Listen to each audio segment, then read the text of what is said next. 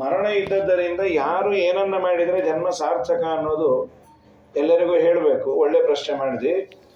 ಯಾಕೆ ಪ್ರಶ್ನೆ ಒಳ್ಳೆಯದು ಅಂದರೆ ಮಧ್ವಾಚಾರ್ಯರು ಬರೆದ್ರು, ಆತ್ಮವಿಸ್ಸಮ್ಮತಃ, ತತ್ವಜ್ಞಾನಿಗಳಿಗೆ ನಾವಾಡುವ ಮಾತು ಸಮ್ಮತ ಆದರೆ ಅದು ಒಳ್ಳೆ ಮಾತು ಅಂತ. ಮಾತು ತುಂಬ ಕ್ಲಾಪ್ಸ್ ಬೀಳ್ಬೋದು, 10 ಜನ ಅದನ್ನು ಚೆನ್ನಾಗಿದೆ ಅನ್ಬೇಕು. ತತ್ವಜ್ಞಾನಿಗಳು ಚೆನ್ನಾಗಿದೆ ಅಂದರೆ ಆ ಮಾತಿಗೆ ವ್ಯಾಲಿಡಿಟಿ. 1000 ಜನ ಬೇಕಾದ ಅನ್ಬೋದು, ಅದು ಮುಖ್ಯ ಅಲ್ಲಂತ. ಈ ವ್ಯಾಸರಾಜರ ಬಗ್ಗೆ ಹೇಳ್ತಾರೆ, ಬೇಕಾದ ಅವತ್ತಿನ ಕಾಲದಲ್ಲಿ ಅವರು ರಾಜರು ಮೆಚ್ಚಿ ಅವರು ಮಾಡಿದ ಕೃತಿಗಳಿಗೆ, ಅಂದರೆ ಕವಿಗಳೆಲ್ಲ ತುಂಬ ಇದ್ರು, ಏನೇ ಕೊಟ್ಟರು ಕವಿಗಳಿಗೆ ತೃಪ್ತಿ ಇಲ್ಲ. ಯಾಕೆ? ವ್ಯಾಸರಾಜರು ಒಂದ್ಸಲಿ ತಲೆ ಅಲ್ಲಾಡಿಸ್ಬೇಕು ಅಂತ. ಶ್ಲಾಘಾಕಂಪನ ಮೇಕಮೇವ ಶಿರಸ ಶ್ರೀವ್ಯಾಸ ಯೋಗೀಶಿತು ಮೇರೂಣಾಂ ಶತಮರ್ಹತಿ ಕ್ಷಿತಿತಲೆ ವಿದ್ಯಾಸು ವಿದ್ಯಾವತಾಂ ಅಂತ. ಹಾಗಾಗಿ ಅಲ್ಲ, ಇದನ್ನು ಒಳಗಿಟ್ಟು ಬೇಕಾದ್ರೆ ಫ್ಯಾನ್ ಹಾಕಿ, ಎಲ್ಲರಿಗೂ ಅನುಕೂಲ ಆಗುತ್ತೆ. ಹಾಯ್ ಅಂತ ಕೇಳ್ತಾರೆ.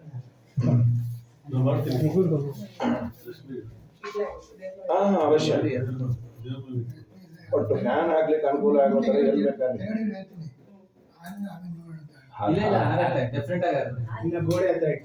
ಇಲ್ಲ ಅಲ್ಲಿಟ್ಟು ಆಗುತ್ತೆ ಸರ್. ಬಿಡಿ, ನಾನು ಇರ್ತೇನೆ ತುಂಬಾ ಒಳಗೆ. ಬಿಡಿ ಬಿಡಿ.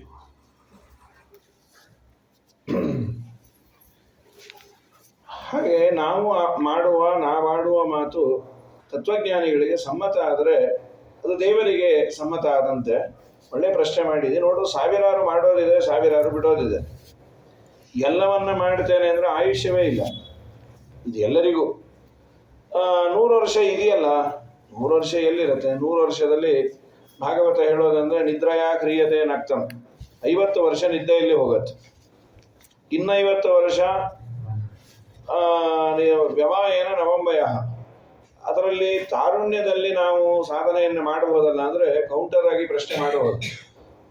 ತಾರುಣ್ಯದಲ್ಲಿ ನಿದ್ದೆಗೆಡಬಹುದು. ರಾತ್ರೆಲ್ಲ ನಿದ್ದೆಗೆಟ್ಟು ಮಾಡಿ, ರಾತ್ರೆಲ್ಲ ನಿದ್ದೆಗೆಟ್ಟು ಶಾಸ್ತ್ರ ಓದ್ದ ಅಂತ ಯಾವನಿದ್ದಾನೆ? ರಾತ್ರೆಲ್ಲ ನಿದ್ದೆಗೆಟ್ಟು ಮ್ಯಾಚ್ ನೋಡ್ಬೋದು, ರಾತ್ರೆಲ್ಲ ನಿದ್ದೆಗೆಟ್ಟು ಇನ್ನೇನೋ ಸಿನಿಮಾ ನೋಡ್ಬೋದು. ವಿನಃ ರಾತ್ರೆಲ್ಲ ನಿದ್ದೆಗೆಟ್ಟು ಇವರು ಶಾಸ್ತ್ರಾಭ್ಯಾಸ ಮಾಡಿದ್ರು ತುಂಬ ಅಪರೂಪ. ಅದ್ರ ಏನೋ ಎಂತೋ ಇಂತಹ ಪುಸ್ತಕ ತಗೊಂಡ್ರೆ ತಾನಾಗಿ ನಿದ್ದೆ ಬೇರೆ ಬಂದ್ಬಿಡತ್ತೆ. ಯವಾಯೇನ ನವಂಬಯ ದಿವಾಚಾರ್ತೇಹಯ, ಹಗಲು ಇದೆಯಲ್ಲ, ಹಗಲು ಹೊಟ್ಟೆಗಾಗಿ ಓಡಾಡೋದು. ನಿದ್ರಾಭಾಗದಿಂದ ಅರ್ಧಾಯುಷ್ಯ ಹೋಯಿತು, ಹಗಲು ಹೋಯಿತು ವ್ಯರ್ಥ ಉದರಂಭರಣದಲ್ಲಿ. ಇದು ಎಲ್ಲರ ಜೀವನದಲ್ಲಿ ಆಗುವಂಥದ್ದು. ಅದರಲ್ಲೂ ಒಂದು 20 ವರ್ಷ ಬಾಲ್ಯದಲ್ಲಿ ಹೋಗುತ್ತೆ, ಆಮೇಲೆ 80 ವರ್ಷ ಆದಮೇಲೆ ವೃದ್ಧಾಪ್ಯದಲ್ಲಿ ಹೋಗುತ್ತೆ. ಉಳಿದದ್ದು 60 ವರ್ಷ. ಆ 60 ವರ್ಷದಲ್ಲಿ 30 ವರ್ಷ ನಿದ್ದೆಗೆ ತೆಗೆದ್ರೆ ಉಳಿದದ್ದು 30 ವರ್ಷ. ಆಗ ಸಾಧನೆ ಮಾಡೋಣ ಅಂದರೆ ದಿವಾಚ ಅರ್ಥೇಹಯ, ಹೊಟ್ಟೆ ತುಂಬಿಸ್ಕೋಬೇಕು. ಆ ಹೊಟ್ಟೆ ಎಷ್ಟು ತುಂಬಿದ್ರೂ ಸಾಲದು. ಆ ಹೊಟ್ಟೆಗೆ ಇದು ಜಾಸ್ತಿ ಅಂತದೆ, ಹೊಟ್ಟೆ ಬಾಕತರ ತುಂಬ ಜಾಸ್ತಿ ಅಂತ. ಎಷ್ಟು ಬಂದರೂ ಇನ್ನೂ ಬೇಕು ಮತ್ತು ಬೇಕು. ಇದು ನಿಮ್ಮ ಎಲ್ಲರ ಹಣೆ ಬರ. ಇದು ಒಬ್ಬ ಇಂಡಿವಿಜುವಲ್ ಆಗಿ ಬೈತಾ ಇಲ್ಲ. ಮೇ ಬಿ ಇದನ್ನು ಮೀರಿದವರು ಒಬ್ಬರು ಇಬ್ಬರು ಇರಬಹುದು. ಇನ್ ಜನರಲ್ ಸಾಧನೆ ಆಗೋದಿಲ್ಲ ಅನ್ನೋದನ್ನು ಚೆನ್ನಾಗಿ ಭಾಗವತ ಹೇಳುತ್ತೆ. ಯವಾಯೇನ ನವಂಬಯ ದಿವಾಚ ಅರ್ಥೇಹಯ ಪುಂಸಾಂ ಕುಟುಂಬ ಭರಣೇ ನಮ. ಇಲ್ಲ, ಕೆಲವರು ಹೇಳಬಹುದು, ನಾವು ಕೆಲಸ ಕಾರ್ಯಕ್ಕೆಲ್ಲೂ ಹೋಗೋದೇ ಬೇಕಾಗಿಲ್ಲ, ನಮಗೆ ಹಿರಿಯರು 100 ಎಕರೆ ಆಸ್ತಿ ಮಾಡಿಟ್ಟಿದ್ದಾರೆ, ನಾನು ಮನೇಲೇ ಕೂತಿರ್ಬೋದು. ನೀವು ಮನೇಲೇ ಕೂತಿ ಅಂದರೆ ಮನೆ ಕೆಲಸ ಮೇಲೆ ಬೀಳುತ್ತೆ ಅಷ್ಟೆ. ಕೂತಿ ಅಂದರೆ ಅಲ್ಲಿ ಹೋಗಿ ಹಿಟ್ಟು ಹಾಕಿಸ್ಕೊಂಬ, ಇಲ್ಲೋಗಿ ಇದನ್ನು ತಗೊಂಬ. ಅದನ್ನು ಹೇಳಬೇಕಾದ್ರೆ ಸ್ವಲ್ಪ ವೈನವಾಗಿ ಹೇಳ್ತಾರೆ. ಅದೇನು ನೀವು ಹೋದ್ರೆ ಆ ಹಿಟ್ಟನ್ನು ಎಷ್ಟು ಚೆನ್ನಾಗಿ ಹಾಕ್ಕೊಡ್ತಾನೆ, ಪಾಂಡ್ಸ್ ಪೌಡ್ರ್ ಇದ್ದಾಗಿರುತ್ತೆ, ದೀಪೆದ್ದು ಹೊಟ್ಟೋಗತ್ತೆ. ನಾನು ಅಂದರೆ ಅಷ್ಟು ಭಯ ಅಂತ. ಯಾರು ಹೋದ್ರೂ ಅವ್ನು ಹಾಕೋದು ಹಾಗೆ. ಇವನು ಕಳಿಸ್ಬೇಕು ಅಂದರೆ ಹೊಗಳಿದ್ರೆ ಸಾಕು. ಹಾಗಾದರೆ ನಮ್ಮ ಜೀವನ ಕೇವಲ ಸಂಸಾರಕ್ಕೆ ಬೌಂಡ್ ಆಗಿರುತ್ತೆ ವಿನಃ, ಸರಿ ಸ್ವಾಮಿ ಏನು ಮಾಡಿದರೆ ಜನ್ಮ ಸಾರ್ಥಕ ಅದನ್ನು ಹೇಳಿ. ಸಿಲೆಬಸ್ ಸಾಫ್ಟ್ ಮಾಡ್ಕೊಳ್ಳಿಕ್ಕೆ ಆಗತ್ತೋ ಬಿಡತ್ತೋ, ಸಿಲೆಬಸ್ ಅಂತೂ ಹೇಳಿ. ಜನ್ಮಲಾಭ ಪರ ಪುಂಸಾಂ ಅಂತೇ ನಾರಾಯಣ ಸ್ಮೃತಿ. ಕಡೆಗಾಲದಲ್ಲಿ ದೇವರ ಸ್ಮರಣೆ ಯಾರಿಗೆ ಬರುತ್ತೆ ಅವನ ಜನ್ಮ ಸಾರ್ಥಕ. ಅದು ಬರಬೇಕಾದ್ರೆ ಈಗಿಂದ ನೀನು ಪ್ರಾಕ್ಟೀಸ್ ಮಾಡಿದರೆ ಆಗ ಬರಬಹುದು. ಸಂತತಂ ಚಿಂತೆಯೇನಂತಂ ಅಂತ್ಯಕಾಲೇ ವಿಶೇಷತಃ. ನಮ್ಮದೆಲ್ಲ ಹೀಗಾಗಿದೆ. ಬೆಕ್ಕು ಕಣ್ಣು ಮುಚ್ಚಿಕೊಂಡು ಹಾಲು ಕುಡಿಯತ್ತೆ ಅನ್ಸತ್ತೆ, ನನ್ನ ಯಾರೂ ನೋಡಿಲ್ಲ ಅಂತ. ಅದು ಕಣ್ಣು ಮುಚ್ಚಿದ್ದು, ನನ್ನ ಯಾರೂ ನೋಡಿಲ್ಲ ಅಂತ. ನಾವು ಹಾಳಾಗ್ತಾ ಇದ್ದೇವೆ ಅಂತ ಗೊತ್ತು. ದೇಶ ಪ್ರಸಕ್ತೋ ನಿಧನಂ ಪಶ್ಯನ್ನಪಿ ನ ಪಶ್ಯತಿ. ನಾನು ಸರಿಯಾಗಿ ಇಲ್ಲ ಅಂತ ಬೇರೆಯವರು ಗೊತ್ತಿದೆಯೋ ಬಿಟ್ಟಿದೋ, ನನಗಂತೂ ಚೆನ್ನಾಗಿ ಗೊತ್ತು. ನಾನು ಕಾಲಕ್ಕೆ ಮಾಡಬೇಕಾದದ್ದನ್ನು ಮಾಡಿಲ್ಲ. ಆದರೂ ನಮ್ಮ ಹಿರಿಯರಿದ್ದಾಗ ನಾನಿಲ್ಲ ಅಂತ ಗೊತ್ತು. ಅಯ್ಯೋ ಅವರೆಲ್ಲ ಪುಣ್ಯಾತ್ಮರು, ಅವ್ರ ಕಾಲನೇ ಬೇರೆ, ಹೀಗೆ ಬೇರೆ ಬಿಡಿ ಅಂಥೇಳಿ ಹೀಗೆ ನಾನು ಅದಕ್ಕೆ ಪುರಂದರದಾಸರಂತಾರೆ, ಶ್ರೀಶನ ಭಜನಯ ಮಾಡದ ಮನುಜನ ಆಯುಷ್ಯವು ವೃಥ ವೃಥ ಹೋಯಿತು ಎಂದು ತಾಸು ಬಾರಿಸುತ್ತಿದೆ ಕೇಳಿ. ಯಮಧರ್ಮರಾಯ ದಿನ ಒಂದು ಬೆಲ್ ಹೊಡಿತಾನೆ. ಸಾಮಾನ್ಯ ಬೆಲ್ ಹೊಡೆದ್ರೆ ಒಂದು ಸಂತೋಷವೇ, ಅದು ಸ್ಕೂಲಲ್ಲಿದ್ರೆ ಮಧ್ಯಾಹ್ನದ ಮೇಲೆ ಒಂದೊಂದು ಬೆಲ್ಲ ಆಗೋ ಆಯಿತು ಅಂದ್ರೆ ಮನೆಗೆ ಹತ್ರ ಅಂತ. ಇಲ್ಲಿ ಯಮಧರ್ಮರಾಜನ ಬೆಲ್ಲಿಂದ ಬರೋ ಸಂದೇಶ ನೀವು ಮನೆಗೆ ಹತ್ರ, ನಿಮ್ಮ ಮನೆಗಲ್ಲ ನಮ್ಮ ಮನೆಗೆ ಹತ್ರ ಅಂತ. ಒಂದ್ ದಿನ ಆದ್ರೆ ಒಂದು ಬೆಲ್ ಯಮಧರ್ಮರಾಜನ ಮನೆಗೆ ಹತ್ರ.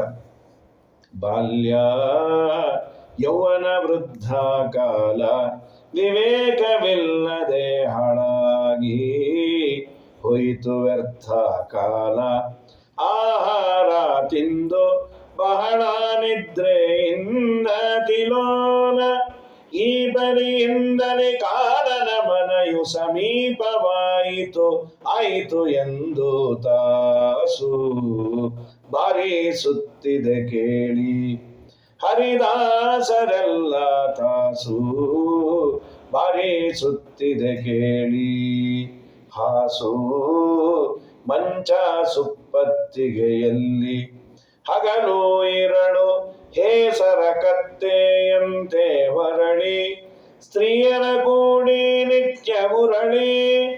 ಈ ಬರಿಯಿಂದಲೇ ಮನುಷ್ಯನ ಆಯುಷ್ಯವು ವೃಥ ವೃಥ ಹೋಯಿತು ಎಂದು ತಾಸು ಬಾರಿಸುತ್ತಿದೆ ಕೇಳಿ. ಇಷ್ಟೇ ಆಗಿಬಿಡೋದು ಅಂತ. ಸರಿ, ಹಾಗಾದ್ರೆ ಏನ್ ದೇವರನ್ನ ಧ್ಯಾನ ಮಾಡಬೇಕು. ದೇವರ ಬಗ್ಗೆ ಮನಸ್ಸಿಗೆ ಅಟ್ರಾಕ್ಷನ್ ಇಲ್ಲ. ದೇವರು ಅಂದ್ರೆ ರಿಬೋನ್ಸ್ ಆಗತ್ತೆ, ಅದು ನೆನಪು ಇರೋದಿಲ್ಲ. ಹಾಗಾದ್ರೆ ಏನ್ ಮಾಡಬೇಕು? ಮನಸ್ಸು ಹಾಳಾಗಿದೆ, ಅದನ್ನ ಶುದ್ಧೀಕರಣ ಮಾಡು ಅಂತ ಭಾಗವತ ಹೇಳುತ್ತೆ. ಇದು ಈ ಜನ್ಮದಲ್ಲಿ ಮಾತ್ರ ಮನಸ್ಸು ಹಾಳಾಗಿದ್ದಲ್ಲ, ಇದು ಕ್ಯಾರಿಯಾನ್. ಇದು ಮನಸ್ಸು ಅಪರೋಕ್ಷ ಜ್ಞಾನಾನಂತರದಲ್ಲಿ ಸ್ವರೂಪಭೂತವಾದ ಮನಸ್ಸು ಆಕ್ಟಿವೇಟ್ ಆಗುವವರೆಗೂ ಈ ವೃತ್ತಿಯ ಜ್ಞಾನವನ್ನು ಕೊಡುವ ಮನಸ್ಸು ಇದ್ದೇ ಇರತ್ತೆ, ನಮ್ಮ ಜೊತೆಗೆ ಅದು ಬರುತ್ತದೆ. ಈ ಮನಸ್ಸು ಅನಾದಿ ಕಾಲದಿಂದ ನಮ್ಮೊಟ್ಟಿಗೆ ಇದ್ದು ಅನಾದಿ ಕಾಲದಿಂದ ವಿಷಯಗಳನ್ನೇ ಆಸ್ವಾದನೆ ಮಾಡಿ ಮಾಡಿ ಮಾಡಿ ಮಾಡಿ ಈ ಕಟ್ಟಿರೋ ಸೈಲೆನ್ಸರ್ ಆದಾಗಿದೆ, ಅಥವಾ ಹಳೆ ಮನೆ ಹಂಡೆ ಪೈಪ್ ಆದಾಗ ಆಗ್ಬಿಟ್ಟಿದೆ, ಹೊಗೆನೋ ಹೋಗಲ್ಲಲ್ಲ, ಅದು ಹಾಗಾಗಿದೆ. ಹಾಗಾದ್ರೆ ಇದನ್ನು ಶುದ್ಧೀಕರಣ ಮಾಡೋದು ಹೇಗೆ? ಮನಸ್ಸನ್ನು ಶುದ್ಧ ಮಾಡುವ ಬಗ್ಗೆ ಭಾಗವತದಲ್ಲಿ 2 ಉಪಾಯ ಇಲ್ಲಿ ಹೇಳಿದ್ದಾರೆ. ಮೊದಲನೇ ಉಪಾಯ, ಎಲ್ಲ ಶಬ್ದಗಳು ಭಗವಂತನ ಪರ ಅಂತ ಅರ್ಥವನ್ನ ಮಾಡೋದು. ಶಬ್ದಸ್ಯ ಹಿ ಬ್ರಹ್ಮಣ. ಮೊದಲನೇ ಉಪಾಯ ಏನು ಅಂದ್ರೆ ವಿರಾಟ್ ರೂಪದ ಚಿಂತನೆ. ಮೊದಲನೇ ಉಪಾಯ ವಿರಾಟ್ ರೂಪದ ಚಿಂತನೆ. ಎಲ್ಲವೂ ಭಗವಂತನಿಗೆ ಸಂಬಂಧಪಟ್ಟದ್ದು. ಈ ಬ್ರಹ್ಮಾಂಡವೇ ದೇವರ ಶರೀರ, 14 ಲೋಕಗಳು ದೇವರ ಅವಯವ. ನಾವು ನೋಡುವ ಗಿಡ, ಮರ, ಪಶು, ಪಕ್ಷಿ, ಬಳ್ಳಿ ಎಲ್ಲವೂ ಅದು ವಿರಾಟ್ ರೂಪದ ಚಿಂತನೆಯನ್ನೇ ವಾದಿರಾಜರು ವಿರಾಟ್ ರೂಪ ವರ್ಣನೆ ಅಂತ ಶುರು ಮಾಡಿ ಅದನ್ನ ಕನ್ನಡದಲ್ಲಿ ಮಾಡಿಕೊಟ್ರು. ಪಾತಾಳಮೇತಸ್ಯ ಹಿ ಪಾದಮೂಲಂ ಪ್ರಪದ್ಯ ಪಾಷ್ಟಿ ಪ್ರಪದೇ ರಸಾತಲಂ ಅಂತ ಶುರು ಆಗುತ್ತೆ. ಪಾದಮೂಲದಿಂದ ಪಾತಾಳ ಲೋಕ ಹುಟ್ಟಿತು, ಪಾದ 2ರಿಂದ ರಸ ತಳವು ಹುಟ್ಟಿತು ಅಂತ ಆಚಾರ್ಯರು ಇಲ್ಲೊಂದು ಮಾತನ್ನ ಹೇಳ್ತಾರೆ. ನಮಗೆ ದೇವರು ಕಂಡ ಅಂತ ಇಟ್ಕೊಳ್ಳಿ, ರಾಮನೋ ಕೃಷ್ಣನೋ ಬಂದ. ಇಲ್ಲಿ ವಿರಾಟ್ ರೂಪದ ಚಿಂತನೆಯಲ್ಲಿ ಹೇಳಿದ್ದೇನು? ದೇವರ ಪಾದ ಅಂದರೆ ಅದು ಪಾತಾಳ ಲೋಕ. ಗೆಣ್ಣುಗಳು ಪಾದ ಮೂಲದಿಂದ ಪಾದ 2ರಿಂದ ರಸಾತಳ ಹೀಗೆಲ್ಲ ಹೇಳಿದ್ದಾರೆ. ನಾವು ಕೃಷ್ಣನನ್ನ ನೋಡಿದಾಗ, ಕೃಷ್ಣನ ಪ್ರತಿಮೆ, ಕೃಷ್ಣ ನಿನ್ನ ಕಾಲೆತ್ತಿ ತೋರಿಸು ಅಂದ್ರೆ ಅಲ್ಲಿ ಪಾತಾಳ ಲೋಕ ಇರೋದಿಲ್ಲ. ಭಾಗವತ ಸುಳ್ಳು, ಕೃಷ್ಣ ಸುಳ್ಳು? ಆಚಾರ್ಯರಂದ್ರು ಪರಮಾತ್ಮನನ್ನ ನೀವು ನೋಡಿದಾಗ ಪರಮಾತ್ಮನ ಅವಯವಗಳಿಂದ ಅದು ಹುಟ್ಟಿದ್ದು ಅಂತ. ಪರಮಾತ್ಮನ ಅವಯವದಿಂದ ಅದು ಜನ್ಯ. ಆದರೆ ಜಡವಾದ ಪ್ರತಿಮೆಯನ್ನು ನೋಡಬೇಕಾದ್ರೆ ಪರಮಾತ್ಮನ ಪಾದವನ್ನು ನೋಡಿದ್ರೆ ಇದು ಪಾತಾಳ ಲೋಕ. ಪ್ರತಿಮಾಪೇಕ್ಷೆಯ ಲೋಕಗಳು, ಸ್ವರೂಪಭೂತಾಪೇಕ್ಷೆಯ ತಜ್ಜನ್ಯ ಅಂತ ಶ್ರೀಮದಾಚಾರ್ಯ. ಹೀಗೆ ನಾವು ಕೃಷ್ಣ ಕಾಣೋದಿಲ್ಲ, ಸರಿ, ಅದು ಬೇರೆ. ಆದರೆ ಈ ತರ ಇಡೀ ಶರೀರ ಹೊತ್ಕೊಂಡು ಓಡಾಡ್ತಾ ಇದ್ರೆ ಅವನೇನು ಚಂದ? ಇಡೀ ಪ್ರಪಂಚವೇ ಬ್ರಹ್ಮಾಂಡವೇ ದೇವರ ಶರೀರ ಅಂತ. ಮುಖ್ಯವಾಗಿ ನಾವೇನೇನು ನೋಡ್ತೇವೋ ಅದೆಲ್ಲವನ್ನ ದೇವರಿಗೆ ಸಂಬಂಧಪಟ್ಟದ್ದು ಅಂದ್ರೆ ಪಾಪ ಬರೋದಿಲ್ಲ. ಕೆಲವು ರೀತಿ ನೀತಿಗಳನ್ನ ಹೇಳಿಕೊಟ್ಟೆ, ಎಲ್ಲವೂ ದೇವರಿಗೆ ಸಂಬಂಧಪಟ್ಟದ್ದು ಅಂತ ಜನರಲ್ ಆಗಿ ಒಂದು ಹೇಳೋದು, ಯಾವ್ಯಾವ್ದೇನೇನು ಅಂತ ತಿಳಿದು ಮಾಡೋದು ತುಂಬಾ ಒಳ್ಳೆಯದು. ಮರಗಿಡಗಳು ಬೇಕಾದಷ್ಟು, ಈ ಗಿರಿನಗರದಲ್ಲಿ ಬೇಕಾದಷ್ಟು ಮರ ಇದೆ. ಈ ಮರ ಎಲ್ಲ ದೇವರ ಮೈಮೇಲಿನ ಕೂದಲು ಒಂದು ಚಿಂತನೆ ಮಾಡ್ಬೇಕಂತ. ಅದಾದ ಮೇಲೆ ನಕ್ಷತ್ರಗಳು ರಾತ್ರಿ ಕಾಣುತ್ತಲ್ಲ, ಅದೆಲ್ಲ ದೇವರ ಹಲ್ಲಂತೆ. ಸೂರ್ಯ ಚಂದ್ರರು 2 ಹೇಳಿದ್ದಾರೆ, ಒಂದು ದವಡೆ ಹಲ್ಲು, ಇನ್ನೊಂದು ದೇವರ ಕಣ್ಣುಗಳು ಅಂತ ಎರಡನ್ನ ಹೇಳಿದ್ದಾರೆ. ಸೂರ್ಯಚಂದ್ರರಿಗೆ ಎರಡು ಪೋರ್ಟ್ಫೋಲಿಯೋ. ಅದಾದ ಮೇಲೆ ನದ್ಯೋಶ್ಚ ನಾಟ್ಯ, ಹರಿಯುವ ನದಿ ಇದೆಯಲ್ಲ ಅದು ದೇವರ ನಾಡಿ. ನಾವು ಸಂಕಲ್ಪ ಹಾಗೆ ಮಾಡಬೇಕು, ಭಗವಂತನ ನಾಡಿಯಲ್ಲಿ ಸ್ನಾನ ಮಾಡ್ತೇನೆ ಅಂತಾನೆ ಸಂಕಲ್ಪ ಮಾಡಬೇಕು. ದೊಡ್ಡ ಬೆಟ್ಟ ಗುಡ್ಡಗಳೆಲ್ಲ ದೇವರ ಅಸ್ಥಿ ಸಂಘ, ಮೂಳೆ ಅಂತ ಚಿಂತನೆ ಮಾಡಬೇಕಂತ. ನಾವು ತಿನ್ನುವ ಅನ್ನ ದೇವರ ವೀರ್ಯ. ಹೀಗೆ ಏನೇನು ಮಾಡ್ತೇವೋ ಎಲ್ಲವೂ ದೇವರಿಗೆ ಸಂಬಂಧಪಟ್ಟದ್ದು. ಆಗ ಪಾಪದ ಪ್ರಸಕ್ತಿ ಇಲ್ಲ. ಕಂಡ ಕಂಡದ್ದೆಲ್ಲ ಕಮಲನಾಭನ ಮೂರ್ತಿ, ಉಂಡು ಉಟ್ಟದ್ದೆಲ್ಲ ವಿಷ್ಣು ಪೂಜೆ. ತಂಡ ತಂಡದ ವಾರ್ತೆ ವಾರಿಜಾಕ್ಷನ ಕೀರ್ತಿ, ಇಂಡು ಮಾತುಗಳೆಲ್ಲ ಹರಿಯ ನಾಮ. ಸಾಧನಕ್ಕೆ ಬಗೆಗಾಣೆ ಎನ್ನಬಹುದೇ, ಮೈಮರೆತು ಮಲಗುವುದೇ ಧರಣಿಗೆ ನಮಸ್ಕಾರ. ಕೈ ಮೀರಿ ಹೋದದ್ದು ಕೃಷ್ಣಾರ್ಪಣ. ವೈಮನೋವೃತ್ತಿಗಳೇ ವಿಷಯದಲ್ಲಿ ವೈರಾಗ್ಯ, ವೈಮಾನಿತನವೆಲ್ಲ ಹರಿಯ ವಿಹಾರ. ಸಾಧನಕ್ಕೆ ಬಗೆಗಾಣೆ ಎನ್ನಬಹುದೇ, ಬುದ್ಧಿ ಸಾಲದೆ ಸುಮ್ಮನಿರುವುದೇ ಸಮ್ಮೌನ. ಎದೃಚ್ಛಾಲಾಭವೇ ಸುಖವು ಎನಲು, ಮಧ್ವಾಂತರ್ಗತ ಸೇರಿ ವಿಜಯ ವಿಠಲರೇಯ. ಹೃದ್ಗತಾರ್ಥವ ತಿಳಿದು ಒಪ್ಪಿಸಿಕೊಳ್ಳಲು, ಸಾಧನಕ್ಕೆ ಬಗೆಗಾಣೆ ಎನ್ನಬಹುದೇ. ಸಾಧನಕ್ಕೆ ನನಗೆ ಅವಕಾಶ ಇಲ್ಲ, ಪರಿಕರ ಇಲ್ಲ, ಬೆಳ್ಳಿ ಇಲ್ಲ, ಬಂಗಾರ ಇಲ್ಲ, ಆ ಸಬೂಬೆಲ್ಲ ಹೇಳಬೇಡ. ಏನು ಮಾಡ್ತೀಯೋ ಅದನ್ನೇ ದೇವರ ಪೂಜೆ ಎನ್ನುವ ಅನುಸಂಧಾನವನ್ನು ಮಾಡು. ಮುಖ್ಯವಾಗಿ ಕರ್ತೃತ್ವದ ಅಭಿಮಾನವನ್ನು ಬಿಡು. ನನ್ನಲ್ಲಿ ನಿಂತು ಶ್ರೀಹರಿ ಮಾಡಿಸ್ತಾ ಇದ್ದಾನೆ ಎನ್ನುವ ಅನುಸಂಧಾನ ಮಾಡು. ಮಾಡಿದ್ದಕ್ಕೆಲ್ಲ ಪುಣ್ಯ ಉಂಟು. ನಾನು ದೇವರ ಪೂಜೆಯನ್ನೇ ಮಾಡಿ ನಾನೇ ಮಾಡಿದೆ ಅಂದರೆ ಪುಣ್ಯ ಇಲ್ಲಂತೆ. ಇನ್ಯಾವುದೋ ಕೆಲಸ, ಇನ್ಯಾವುದೋ ಅಂದರೆ ಯಾವುದೋ ಕೆಲಸಕ್ಕೆ ಬಾರದ ಕೆಲಸ ಅಲ್ಲ. ತಂದೆ ತಾಯಿಯ ಸೇವೆಯನ್ನು ಮಾಡಿದ, ಅವತ್ತು ಅವನಿಗೆ ಪೂಜೆಯನ್ನ ಜಾಸ್ತಿ ಹೊತ್ತು ಮಾಡ್ಲಿಕ್ಕೆ ಆಗಲಿಲ್ಲ, ಅದೇ ದೊಡ್ಡ ದೇವರ ಪೂಜೆ ಅಂತಂದೆ. ಗೋಪಾಲದಾಸರು ಮತ್ತೆ ವ್ಯಾಸತತ್ವಜ್ಞರು ಮಾತಾಡ್ತಾ ಕೂತಿದ್ರು. ತುಂಬಾ ಹೊತ್ತಾಯ್ತು. ವ್ಯಾಸತತ್ವಜ್ಞರಿಗೆ ಇನ್ನೂ ಆಶ್ರಮ ಆಗಿಲ್ಲ. ವೆಂಕಟರಮಣಾಚಾರ್ಯರು ಅಂತವರು ಮಧ್ಯಾಹ್ನ ಕೂತವರು ರಾತ್ರಿ 9ಕ್ಕೆ ಎದ್ರಂತೆ. ವ್ಯಾಸತತ್ವಜ್ಞರು ತುಂಬಾ ಪೇಚಾಡ್ಕೊಂಡ್ರು. ಗೋಪಾಲದಾಸರು ಯಾಕಷ್ಟು ಪೇಚಾಡ್ಕೊಳ್ತಾ ಇದ್ರಿ? ಇಲ್ಲ, ನಾನು ಮುಂಜಿಯಾದಾಗಿನಿಂದ ಇವತ್ತಿನವರೆಗೂ ಸಂಧ್ಯಾ ವಂದನೆಯನ್ನ ಕಾಲಾತೀತ ಅರ್ಘ್ಯ ಕೊಟ್ಟು ಮಾಡೇ ಇಲ್ಲ, ಸಕಾಲಕ್ಕೆ ಮಾಡಿದ್ದೀನಿ. ಇವತ್ತು ಕಾಲಾತೀತ ಆಯಿತು. ಗೋಪಾಲದಾಸರಂದ್ರು ಇಷ್ಟೊತ್ತು ಮಾಡಿ ಸಂಧ್ಯಾ ವಂದನೆ ಅಂದ್ರಂತ. ನೀವು ಹಾಗೆ ಸುಮ್ಮನೆ ಏನೋ ಕ್ಯಾಶುಯಲ್ ಹಾಗೆಲ್ಲ ಮಾತಾಡಬೇಡಿ. ಸಂಧ್ಯಾ ವಂದನೆ ಅದು ಪ್ರೋಸೆಸ್ಸೇ ಬೇರೆ, ಇದು ಹರಟೆ ಅಲ್ವಾ. ದೇವರಿಗೆ ಸಂಬಂಧ ಪಡದ ಹರಟೆ ಅಂತಾದ್ರೆ ಅದು ಹರಟೆ ಅನ್ನೋ ಸ್ಟೇಟಸ್ ಅನ್ನು ಪಡೆಯುತ್ತೆ. ದೇವರಿಗೆ ಸಂಬಂಧಪಟ್ಟ ಮಾತುಕತೆ ಅಂದ್ರೆ ಅದು ಹರಟೆ ಆಗೋದಿಲ್ಲ. ನೀವೇನು ಕೊಡೋದು ಬೇಕಾಗಿಲ್ಲ, ಸಂಧ್ಯಾ ವಂದನೆ ಮಾಡಿ ಅಷ್ಟೇ, ಕಾಲಾತೀತ ಅರ್ಘ್ಯ ಕೊಡಬೇಡಿ ಅಂತ. ಇವರು ಸುಮ್ಮನೆ ಏನೋ ಔಪಚಾರಿಕವಾಗಿ ಬೇಜಾರು ಕಳಿಬೇಕು ಅಂತ ಹೇಳ್ತಿದ್ದಾರೆ ಅಂತ ಅರ್ಘ್ಯವನ್ನ ನಮ್ಮೂರು ಕೊಟ್ಟರು. ಆಮೇಲೆ ಕಾಲಾತೀತ ದೋಷ ಪ್ರಾಯಶ್ಚಿತ್ತಾರ್ಥಂ. ಗೋಪಾಲದಾಸ ಕೊಡಬೇಡಿ. ಇಲ್ಲ ಇಲ್ಲ, ಸೂರ್ಯಾಸ್ತ ಆಗಿದೆ, ಹಾಗ 2 ನಿಮಿಷ ಬಿಡಿ ಅಂತ ಹೇಳಿ ಪಶ್ಚಿಮದಲ್ಲಿ ನೋಡಿ ಅಂದ್ರೆ ಸೂರ್ಯ ಕಂಡಂತ ಪುಣ್ಯಾತ್ಮರಿಗೆ ರಾತ್ರಿ 9ವರೆಗೆ. ಇದೇನು ಅಂದ್ರು, ನಾವು ಮಾತಾಡ್ತಾ ಇದ್ವಲ್ಲ ಅಲ್ಲೇ ಸೂರ್ಯ ಚಂದ್ರ ಎಲ್ಲ ಬಂದು ಕೂತಿರ್ತಾರೆ. ಎಲ್ಲಿ ಪರಮಾತ್ಮನ ಕಥೆ ಇದೆಯೋ ಅಲ್ಲೆಲ್ಲ ದೇವತೆಗಳು ಬಂದಿರ್ತಾರೆ. ನಿಮ್ಗೆ ಯಾಕಷ್ಟು ಅವಿಶ್ವಾಸ? ಏನೋ ನಿಮ್ಮಷ್ಟು ನನಗೆ ಆ ಪರಿಪಕ್ವತೆ ಬಂದಿಲ್ಲ ಅಂದ್ರಂತ. ಹೀಗಾಗಿ ಹರಟೆ ಬೇರೆ ಲೋಕದ ಹರಟೆ ಆದ್ರೆ ತಪ್ಪು, ಪರಮಾತ್ಮನ ಹರಟೆ ಅಂತಾದ್ರೆ ಅದೇನು ತಪ್ಪಲ್ಲ ಅಂಥೇಳಿ ದಿನ ಸಾಯಂಕಾಲ ಟೈಮ್ಗೆ ನಾವು ಪಾರಾಯಣ ಕೂತ್ಕೋಬಾರ್ದು. ಸಂಧ್ಯಾವಂದನೆ ಮಾಡಿ ಪಾರಾಯಣ ಮಾಡಬೇಕು. ಪಾಠ ಪ್ರವಚನ ಒಂದು ಹಂತಕ್ಕೆ ನಿಲ್ಲೋದಿಲ್ಲ ಅಂದ್ರೆ ತಪ್ಪಿಲ್ಲ. 1 ಗಂಟೆ ಹೋಗ್ತಾ ಇರುತ್ತೆ, 6 ಗಂಟೆಗೆ ಪಾಠ ಮುಗಿಸ್ತೀವಿ ಅಂದಿರ್ತಾರೆ. 7 ಗಂಟೆವರೆಗೂ ಸ್ವಾಮಿಗಳು ಗೊತ್ತೇ ಇಲ್ಲ ಸಂಧ್ಯಾವಂದನೆ, ಹುಚ್ಚು, ಅದಕ್ಕಿಂತ ದೊಡ್ಡ ಸಂಧ್ಯಾವಂದನೆ ಇನ್ಯಾವುದು? ಪಾಠ ಪ್ರವಚನದಲ್ಲಿ ಮುಳುಗಿದಾಗ ಅದು ತುಂಬ ದೊಡ್ಡದು ಅಂತ. ಇಷ್ಟು ಹೇಳಿ ಆದಮೇಲೆ ಇದು ಒಂದು ಉಪಾಯ. ಇನ್ನೊಂದು ಮನಸ್ಸಿನ ಶುದ್ಧಿಗೆ ಇರುವ ಮತ್ತೊಂದು ಉಪಾಯ, ಶಬ್ದಸ್ಸಹಿ ಬ್ರಹ್ಮಣ ಏಷ ಪಂಥಾಹ ಎನ್ನಾಮಭಿಧ್ಯಾಯತಿ ಧೀರ ಅಪಾರ್ಥೈ ಪರಿಭ್ರಮಣ ಸತ್ರ ನವಿಂದತೆ ಅರ್ಥಾನ್ ಮಾಯಾಮಯೇ ವಾಸನಯ ಶಯಾನಃ ಅಂತ ಒಂದು ಇದು ಅದ್ಭುತವಾದ ಶ್ಲೋಕ ಇದು. ಇದು 2ನೇ ಸ್ಕಂದದ 2ನೇ ಅಧ್ಯಾಯದ 2ನೇ ಶ್ಲೋಕ. ವಿದ್ವತ್ ಪ್ರಪಂಚದಲ್ಲಿ ಹಿಂದೆ ಹೀಗೊಂದು ನಾಣ್ಣುಡಿ ಇತ್ತಂತೆ, ದ್ವಿತೀಯೇ ದ್ವಿತೀಯೇ ಅದ್ವಿತೀಯೋಹಂ ಅಂತ. 2ನೇ ಸ್ಕಂದದ 2ನೇ ಅಧ್ಯಾಯದ 2ನೇ ಶ್ಲೋಕದಲ್ಲಿ ನಾನು ಅದ್ವಿತೀಯ. ಏನು ಅಂಥ ಮಹತ್ವದ್ದು ಅಂದ್ರೆ, ಸಕಲ ಶಬ್ದಗಳು ಭಗವಂತನ ವಾಚಕ, ಎಲ್ಲವೂ ದೇವರನ್ನ ತಿಳಿಸಲಿಕ್ಕೆ ಹೊರಟಿರೋದು. All roads leads to Rome ಅಂತ.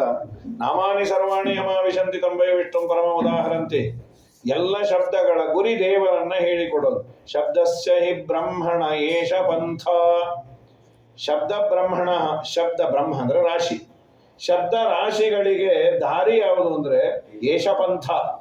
ಏಷ ಪಂಥ ಅನ್ನೋದು ಅದು ಉಪನಿಷತ್ತಿನ ಮಾತದು. ಉಪನಿಷತ್ತಿನಲ್ಲಿ ಏಷ ಪಂಥ ಅಂತ ಇದೆ. ಪಂಥ ಅಂದ್ರೆ ದಾರಿ, ದೇವರೇ ದಾರಿ ಅಥವಾ ದೇವರೇ ಗುರಿ. ಯಾವುದೇ ಶಬ್ದದ ಗುರಿ, ವೈದಿಕ ಶಬ್ದದ್ದು, ಅದು ಪ್ರಧಾನವಾಗಿ ದೇವರನ್ನ ತಿಳಿಸಿಕೊಡಕ್ಕೆ ಹೋಗೋದು. ಸರಿ, ನಿಮ್ಮ ಅಭಿಪ್ರಾಯ ಏನು? ಎಲ್ಲ ಶಬ್ದಗಳು ಭಗವಂತನನ್ನ ತಿಳಿಸಿಕೊಡೋದು. ವಾಚಕ ಅಂತ, ವಾಚಕ ಅಂದ್ರೆ ಪ್ರೈಮರಿ ಮೀನಿಂಗ್ ಅಂತೇವೆ ವಾಚಕ ಅನ್ನೋದಕ್ಕೆ. ಎಲ್ಲ ಶಬ್ದಗಳ ಗುರಿ ದೇವರನ್ನ ತಿಳಿಸಿಕೊಡೋದು. ಹಾಗಾದರೆ ಯಾರೇ ಮಾತಾಡಿದ್ರು ಪುಣ್ಯ ಬರಬೇಕಾಗಿತ್ತಲ್ಲ, ಯಾಕೆ ಬರಲ್ಲ? ಏನು ಮಾತಾಡಿದ್ರು ಪುಣ್ಯ ಬರಬೇಕು, ಬರೋದಿಲ್ಲಲ್ಲ. ಎಲ್ಲ ಶಬ್ದಗಳು ದೇವರನ್ನೇ ಹೇಳಿಕೊಡೋದಾದ್ರೆ ಏನು ಮಾತಾಡೋದು? ಜಾಸ್ತಿ ಮಾತಾಡೋರು ಪುಣ್ಯ ಜಾಸ್ತಿ ಬರಬೇಕು. ನೀವು ಮಾತಾಡಬೇಡಿ ಅಂತಿರಲ್ಲ. ಅದಕ್ಕೆ ಅಂದ್ರು, ಅಣ್ಣ, ಎಲ್ಲ ಶಬ್ದಗಳು ಭಗವಂತನ ಪರ ವಾಚಕ ಅನ್ನೋ ಅರ್ಥಾನುಸಂಧಾನ ಮಾಡಿ ನೀನು ಉಚ್ಚಾರಣೆ ಮಾಡಿದ್ರೆ ಪುಣ್ಯ ಇದೆ. ಅದಕ್ಕೆ ಎಕ್ಸಾಂಪಲ್ ಕೊಡ್ತಾ, ಓಂ ಇಂದ್ರಾಯ ಸ್ವಾಹ, ಇಂದ್ರಾಯ ಇದನ್ನ ನಮಃ. ಯಾರೋ ಹೇಳಿದ್ರು, ನಿಮ್ಗೆ ಐಶ್ವರ್ಯ ಬರಬೇಕು ಅಂದ್ರೆ ಇಂದ್ರ ದೇವರ ಯಾಗವನ್ನ ಮಾಡಿ ಅಂತ. ಅವನು ಇಂದ್ರಾಯ ಸ್ವಾಹ, ಇಂದ್ರಾಯ ಇದನ್ನ ನಮಃ, ಇಂದ್ರಾಯ ಸ್ವಾಹ. ನಿಮ್ಮ ತಲೆಯಲ್ಲಿ ಇಂದ್ರ ಅಂದ್ರೆ ಏನಿದೆ? ಸ್ವರ್ಗ ಅಂತ ಇದೆ. ಸ್ವರ್ಗದಲ್ಲಿ ಒಬ್ಬ ಅಧಿಪತಿ ಇದ್ದಾನೆ, ಶಚೀಪತಿ ಇಂದ್ರ ಅಂತ. ಅವನು ಬಂದು ನಮಗೆ ಸಂಪತ್ತು ಕೊಡ್ಬೇಕು. ಆದ್ರೆ ಅವನು ಬರೋದೇ ಇಲ್ಲಂತೆ. ಯಾಕೆ ಅಂದ್ರೆ ಅವನಂತ, ದಯಮಾಡಿ ನನ್ನನ್ನು ಕರಿಬೇಡ್ರಿ. ಯಾಕೆ, ಏನಾಗಿದೆ ಅಂದ್ರು. ನಾನು ಇಂದ್ರ ಅಲ್ಲ ಅಂದ. ನೀ ಯಾವಾಗ ಹೆಸರು ಚೇಂಜ್ ಮಾಡ್ಕೊಂಡಿ? ಇಲ್ಲ, ಇಂದ್ರ ಅನ್ನುವ ಶಬ್ದಕ್ಕೆ ಇರುವ ಅರ್ಥ ಪರಮೈಶ್ವರ್ಯಶಾಲಿ. ಇದು ಪರಮೈಶ್ವರ್ಯೇ. ಇಂದ್ರ ಅಂದ್ರೆ ಪರಮೈಶ್ವರ್ಯಶಾಲಿ. ನಾನು ಪರಮೈಶ್ವರ್ಯಶಾಲಿ ಅಲ್ಲ. ನಿಜವಾಗಲೂ ಇಂದ್ರ ಅನ್ನೋದು ದೇವರನ್ನ ತಿಳಿಸಿಕೊಡೋದು. ಮತ್ತೆ ನೀನೇನು ಕ್ಯಾಶಿಯರ್ ಅಷ್ಟೇ ಅಪ್ಪ. ಆ ಕ್ಯಾಶಿಯರ್ ಕೌಂಟರ್ ಅಲ್ಲಿ ಇರತ್ತೆ. ದೊಡ್ಡ ದೊಡ್ಡ ಬ್ರಾಂಚ್ಗಳಲ್ಲಿ ಹೋದ್ರೆ ಬೆಳಗ್ಗೆಯಿಂದ ಸಾಯಂಕಾಲದವರೆಗೂ ಒಂದು 10 ಕೋಟಿ ರೂಪಾಯಿ ಟ್ರಾನ್ಸಾಕ್ಷನ್. ಯಾರೋ ಅಂದ್ರು, ಏನ್ರಿ ಕುಬೇರ ಅಲ್ಲ, ಮನೆಗೆ ಹೋಗ್ಬೇಕಾದ್ರೆ ಒಂದು 100 ರೂಪಾಯಿ ಕಮ್ಮಿ ಆದ್ರೂ ನಾನು ಹಾಕಿ ಸಾಯ್ಬೇಕಲ್ಲಿ. ಎಲ್ಲಿ ಕುಬೇರ? ಯಾವ ಬೇರೂ ಅಲ್ಲ. ಹಾಗಾಗಿ ಅವನಂತಾನೆ, ಯಾರೋ ತಲೆ ಮೇಲೆ ಕೂಲಿ ಹೊತ್ಕೊಂಡು ಹೋಗ್ತಾ ಇದ್ದ. ಅದರಲ್ಲಿ ತುಂಬಾ ದುಡ್ಡಿತ್ತು. ಯಾರೋ ನೋಡೋ ಧನಿ, ಅವನು ಧನಿಯಲ್ಲೋ, ಹಿಂದ್ ಕೈ ಆಡಿಸ್ಕೊಂಡ್ಬರ್ತೀಯನಲ್ಲ ಅವನು ಧನಿ, ಇವನು ಕೂಲಿ. ಧನ ಉಳ್ಳವನು ಧನಿ ಅಂದ್ರೆ ತಲೆ ಮೇಲೆ ಇಟ್ಕೊಂಡವನಲ್ಲ, ಅದರ ಓನರ್. ಹಾಗಾಗಿ ಪರಮಾತ್ಮ ಇಂದ್ರ ಶಬ್ದದ ವಾಚ್ಯ. ಪರಮೈಶ್ವರ್ಯಶಾಲಿ ಇಂದ್ರ, ಚಂದ್ರ, ಯಾವುದೇ ಶಬ್ದಗಳು ದೇವರನ್ನೇ ತಿಳಿಸಿಕೊಡತ್ತೆ. ನಮಗೆ ಅದರ ಅರ್ಥದ ಪರಿಜ್ಞಾನ ಇಲ್ಲದೆ ಇತರರನ್ನ ನಾವು ಕರಿತೀವಿ. ಹೆಸರು ರಾಮರಾವ್, ನನಗೆ ಗೊತ್ತಿಲ್ಲ. ಭೀಮರಾವ್ 50 ಸಲ ಕರೆದೆ. ಕಡೆಗೆ ಅಲ್ಲೇ ಹೋದ. ಏನ್ ದುರಹಂಕಾರ ರೀ, ಆಗಿಂದ ಕರಿತಾ ಇದ್ದೇನೆ. ನಾನು ಹುಡುಕ್ತಾ ಇದ್ದೀನಿ ರಾಮರಾವನ್ನ ಅಂದ್ರು. ಆ ಭೀಮರಾವನ್ನ. ನೀವಲ್ವ ಭೀಮರಾವ್? ನಾನು ರಾಮರಾವಪ್ಪ ಅಂದ್ರು. ಅಯ್ಯೋ, ಹಾಗಾಗಿದೆ. ಕರೆದವರು ಬರಲ್ಲ, ಬರಬೇಕಾದವರು ನಾವು ಕರೆದಿಲ್ಲ. ಹಾಗಾಗಿ ನಮಗೆ ಏನು? ಶಬ್ದಸ್ಯ ಹಿ ಬ್ರಹ್ಮಣ ಏಷ ಪಂಥ ಯನ್ನಾಮಭಿರ್ಧ್ಯಾಯತಿ ಧೀಹಿ. ಧ್ಯಾಯತಿ ಇತಿ ಧೀಹಿ ಜೀವ ಅಂತ ವ್ಯಾಖ್ಯಾನ ಮಾಡಿ, ಅಪಾರ್ಥೈ ಅಪಗತಃ ಅರ್ಥೈ ನವಿಂದತೆ ಅರ್ಥಾನ್. ತಾನು ಏನು ಪಡಿಬೇಕಾಗಿತ್ತೋ ಯಜ್ಞ ಯಾಗಾದಿಗಳನ್ನ ಮಾಡಿದಾಗ, ದೇವರ ಪ್ರದಕ್ಷಿಣೆ ಮಾಡಿದಾಗ ಏನು ಪಡಿಬೇಕು ಅದು ಪಡೆಯೋದಿಲ್ಲ. ಯಾಕೆ ಅಂದ್ರೆ ಅರ್ಥಾನುಸಂಧಾನ ರಾಂಗ್ ಅಡ್ರೆಸ್, ತಪ್ಪಾಗಿದೆ. ಮಾಯಾಮಯೇ ವಾಸನಯ ಶಯಾನಃ. ಹಾಗಾಗಿ ಸರಿಯಾದ ರೀತಿಯಲ್ಲಿ ಅದನ್ನೇ ಗೋಪಾಲದಾಸರು ಅಂತಾರೆ, ಧ್ವನಿವರ್ಣ ಉಭಯ ಶಬ್ದದ ವಾಚ್ಯನು ನೀನೇ, ಗುಣದೇಶ ಕಾಲ ಕರ್ಮದನು ನೀನೇ, ತನುಕರಣ ವಿಷಯ ಮನ ಜೀವಸ್ವಾಮಿಯು ನೀನೇ, ಅಣುಮಹ ಜಗದಿ ಬಹಿರಂತ ವ್ಯಾಪ್ತ, ಮುಖ್ಯ ಕಾರಣವೇಷ್ಟು ಸ್ವತಂತ್ರ ಸರ್ವೇಶ. ಧ್ವನಿವರ್ಣ ಉಭಯ ಶಬ್ದ. ಶಬ್ದಗಳು ಎರಡು ಬಗೆ, ಧ್ವನ್ಯಾತ್ಮಕ ವರ್ಣಾತ್ಮಕ. ಅದನ್ನೇ ರಾಘವೇಂದ್ರ ಸ್ವಾಮಿಗಳು ಪ್ರಾತಃ ಸಂಕಲ್ಪ ಗದ್ಯದಲ್ಲಿ ಲೌಕಿಕ ವೈದಿಕ ಭೇದ ಭಿನ್ನಾತ್ಮಕ ಭೇದ ಭಿನ್ನ ವರ್ಣಾತ್ಮಕ ಧ್ವನ್ಯಾತ್ಮಕ ಎಲ್ಲ ಶಬ್ದಗಳಿಂದ ಪ್ರತಿಪಾದ್ಯನಾದವನು ದೇವರು, ಅದನ್ನು ತಿಳಿಸಿಕೊಡುತ್ತೆ ಓಂಕಾರ ಅಂತ. ಇಷ್ಟು ಹೇಳಿ ಆದ ಮೇಲೆ ವಿಶೇಷವಾಗಿ ಇತರ ದೇವತೆಗಳನ್ನು ಉಪಾಸನೆ ಮಾಡಿದರೆ ಇಂದ್ರಮಿಂದ್ರಿಯ ಕಾಮಸ್ತು, ಇಂದ್ರಿಯಗಳು ಚೆನ್ನಾಗಿರಬೇಕು ಅಂದರೆ ಇಂದ್ರದೇವರನ್ನ, ಅನ್ನ ಬೇಕು ಅಂದರೆ ಅದಿತಿ ದೇವಿಯನ್ನ, ಒಳ್ಳೆ ಸಂಪತ್ತು ಬೇಕು ಅಂದರೆ ವಸುಗಳನ್ನ, ಇದೆಲ್ಲ ಮಾಡಿ ಅಂತಲ್ಲ, ಯಾವುದನ್ನ ಮಾಡಬಾರದು ನೆಗೆಟಿವ್ ಆಗಿ ತಿಳಿಸಿಕೊಟ್ಟಿರೋದು. ಫೈನಲ್ ಆಗಿ ಒಂದು ಮಾತು ಹೇಳೋದು, ನಮಗೆ ಇಂಡಿವಿಜುವಲ್ ಆಗಿ ಎಲ್ಲ ದೇವತೆಗಳನ್ನ ಆರಾಧನೆ ಮಾಡ್ಲಿಕ್ಕೆ ಟೈಮ್ ಇಲ್ಲ, ನಮಗೆಲ್ಲ ಬೇಕು, ಯಾವುದನ್ನ ಒಂದು ಹೋಮ ಸಾಕು. ಅವಾಗಂದ್ರು ಅಕಾಮ ಸರ್ವಕಾಮೋಮ, ನಿನಗೆ ಏನು ಬೇಕೋ ಅಥವಾ ಏನು ಬೇಡೋ, ಮೋಕ್ಷ ಕಾಮ ಉದಾರದೇಹಿ ತೀವ್ರೇಣ ಭಕ್ತಿ ಯೋಗೇನ ಯಜೇತ ಪುರುಷಂ ಪರಂ. ಸರ್ವೋತ್ತಮನಾದ ದೇವರನ್ನ ಆರಾಧನೆ ಮಾಡು, ನಿನ್ನ ಪಾಲಿಂದ ಏನು ಕೊಡಬೇಕು ಎಲ್ಲ ಕೊಡ್ತಾನೆ. ಇಂಡಿವಿಜುವಲ್ ಆಗಿ ಬೇಡ ಬೇಡ, ದೇವರನ್ನ ಗಟ್ಟಿಯಾಗಿ ಹಿಡಿ ಅಂತ. ಇದಾದ ಮೇಲೆ ರಾಜರು ಕೇಳಿದ್ರು, ಸ್ವಾಮಿ ನನಗೆ 7 ದಿವಸ ಆಯುಷ್ಯ ಇದೆ, ನಾನೇನಾದರೂ ಸಾಧನೆ ಮಾಡ್ಕೋಬೋದಾ? ರಾಜ, ನಿನಗೆ 7 ದಿವಸ ಗ್ಯಾರಂಟಿ ಇದೆಯೋ? ಯಾರಿಗಿದೆ 7 ದಿವಸ? ಖಟ್ವಾಂಗಂಗೆ 2 ಗಳಿಗೆ ಇತ್ತು, ಅವನು ದೇವರನ್ನು ಧ್ಯಾನ ಮಾಡಿ ಉದ್ಧಾರ ಆದ. ನಾನು ನಿನಗೆ ಭಾಗವತವನ್ನು ಹೇಳ್ತೇನೆ, ಅವಶ್ಯ ಕೇಳು. ಓ ಹೇಳಿ ಸ್ವಾಮಿ, ನನ್ನ ಆಯುಷ್ಯವು ವ್ಯರ್ಥವಾಗಿ ಹೋಗುತ್ತೆ ಅಂದ್ಕೊಂಡೆ. ಆಯುರ್ಹರತಿ ವೈಪುಂಸಾಂ ಉದ್ಯನ್ನಸ್ತಂಚ ಎನ್ನಸು. ಸೂರ್ಯೋದಯ ಸೂರ್ಯಾಸ್ತ ಆಯಿತು ಅಂದರೆ 1 ದಿವಸ ಮುಗೀತು ಅಂತ. ಆಯುರ್ಹರತಿ, ಆಯುಷ್ಯವನ್ನ ಅಪಹಾರ ಮಾಡ್ತಾನಂತ.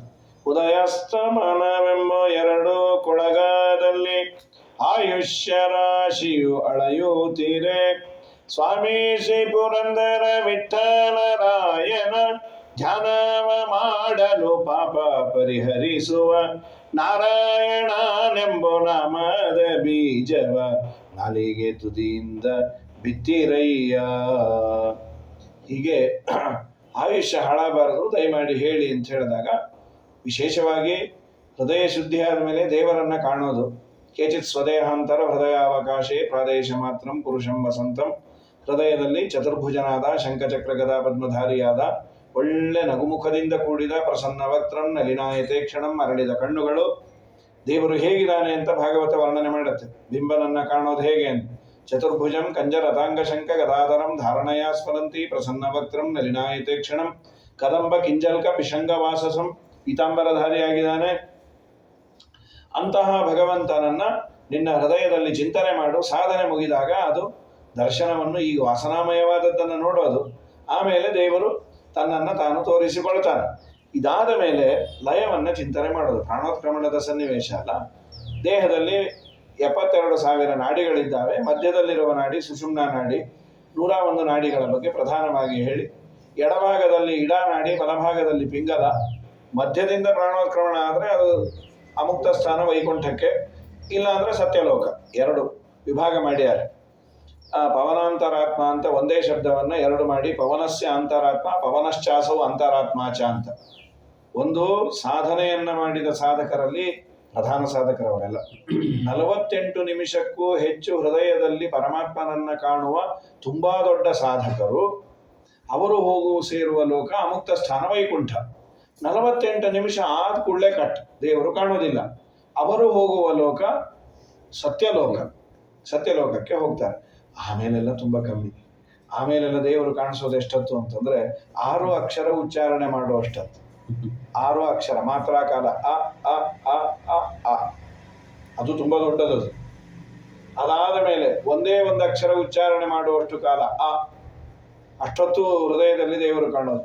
ಆ ಒಂದಕ್ಷರ ಉಚ್ಚಾರಣೆ ಮಾಡಲಿಕ್ಕೆ ಬೇಕಾದ 1/4 ಅಷ್ಟು ದೇವರು ಕಾಣ್ತಾನೆ. ವಿದ್ಯಾ ತಪೋ ಯೋಗ ಸಮಾಧಿ ಭಾಜಾಂ ಅಂತ ಒಂದು ಮಾತಿದೆ. ಯಾದವಾರ್ಯರು ಏಕಾದಶಕಂದದಲ್ಲಿ ಹೇಳಿದ್ದನ್ನು ಇಲ್ಲಿ ಪ್ರಾಸಂಗಿಕವಾಗಿ ಸೂತ್ರ ಭಾಷೆಗಳಲ್ಲಿ ಹೇಳಿದ್ದೆಲ್ಲವನ್ನ ಹೇಳಿ ಯಾರ್ಯಾರು ಎಷ್ಟೆಷ್ಟೊತ್ತು ದೇವರನ್ನ ನೋಡ್ತಾರೆ. ವಿದ್ಯಾ ಅನ್ನೋದಕ್ಕೆ ಮಹಾವಿದ್ಯಾ ವಿದ್ಯಾ, ಆಮೇಲೆ ತಪೋಲೋಕ, ಯೋಗ, ಸಮಾಧಿ ಭಾಜಾಂ ಅಂತ ಅನ್ಬೇಕಾದ್ರೆ ಜನೋಲೋಕ, ಮಹರ್ಲೋಕ. ಇಲ್ಲೆಲ್ಲ ಹೋಗೋರು ಎಷ್ಟೆಷ್ಟೊತ್ತು ದೇವರನ್ನ ದರ್ಶನ ಮಾಡ್ತಾರೆ. ಬಿಂಬನನ್ನ ದರ್ಶನ, ಅಪರೋಕ್ಷ ಜ್ಞಾನ ಅದು. ಇಷ್ಟು ಹೇಳಿ ಆದಮೇಲೆ ರಾಜರು ಮತ್ತೆ ಪ್ರಶ್ನೆ ಮಾಡಿದಾಗ, ನಾನು ನಮ್ಮಪ್ಪನಿಂದ ಏನು ಭಾಗವತ ಓದಿದ್ದೀನಿ ಅದನ್ನು ನಿನಗೆ ಹೇಳ್ತೇನೆ ಅಂಥೇಳಿ ಮಂಗಲಾಚರಣೆ ಮಾಡಿದ್ರು. ನಮ್ಮಪ್ಪರಸ್ಮೈ ಪುರುಷಾಯ ಭೂಯಸೆ ಸದುದ್ಭವ ಸ್ಥಾನ ನಿರೋಧ ಲೀಲೆಯ. ಇದನ್ನೇ ನಮ್ಮ ವಿಷ್ಣುತೀರ್ಥರು ಭಾಗವತ ಸಾರೋದ್ಧಾರದ ಮಂಗಲಾಚರಣೆ ಮಾಡಿದ್ದು.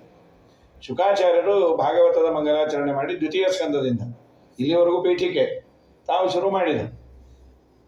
ನೋಡಪ್ಪ, ದೇವರ ಕೆಲವು ಅವತಾರ, ನೀನು ಏನು ಮಾಡಿದರೆ ದೇವರು ಪ್ರೀತನಾಗ್ತಾನೆ ಅಂತ ಕೇಳಿದೆಯಲ್ಲ, ನಿತ್ಯದಲ್ಲಿ ದೇವರ ಆರಾಧನೆ ಮಾಡು, ನಿರ್ನಿಮಿತ್ತವಾಗಿ ಮಾಡು. ದೇವರ ಕೆಲವು ಅವತಾರಗಳನ್ನು ಹೇಳಿ, ನಾನು ದೇವರ ನಾಭಿಯಲ್ಲಿ ಅವತಾರ ಮಾಡಿದೆ, ಎಲ್ಲಿ ನೋಡಿದ್ರು ನೀರೇ ಇತ್ತು, ನನಗೆ ತಪ ಅನ್ನೋ 2 ಅಕ್ಷರ ಕೇಳಿಸ್ತು, ತಪಸ್ಸು ಮಾಡಿದೆ.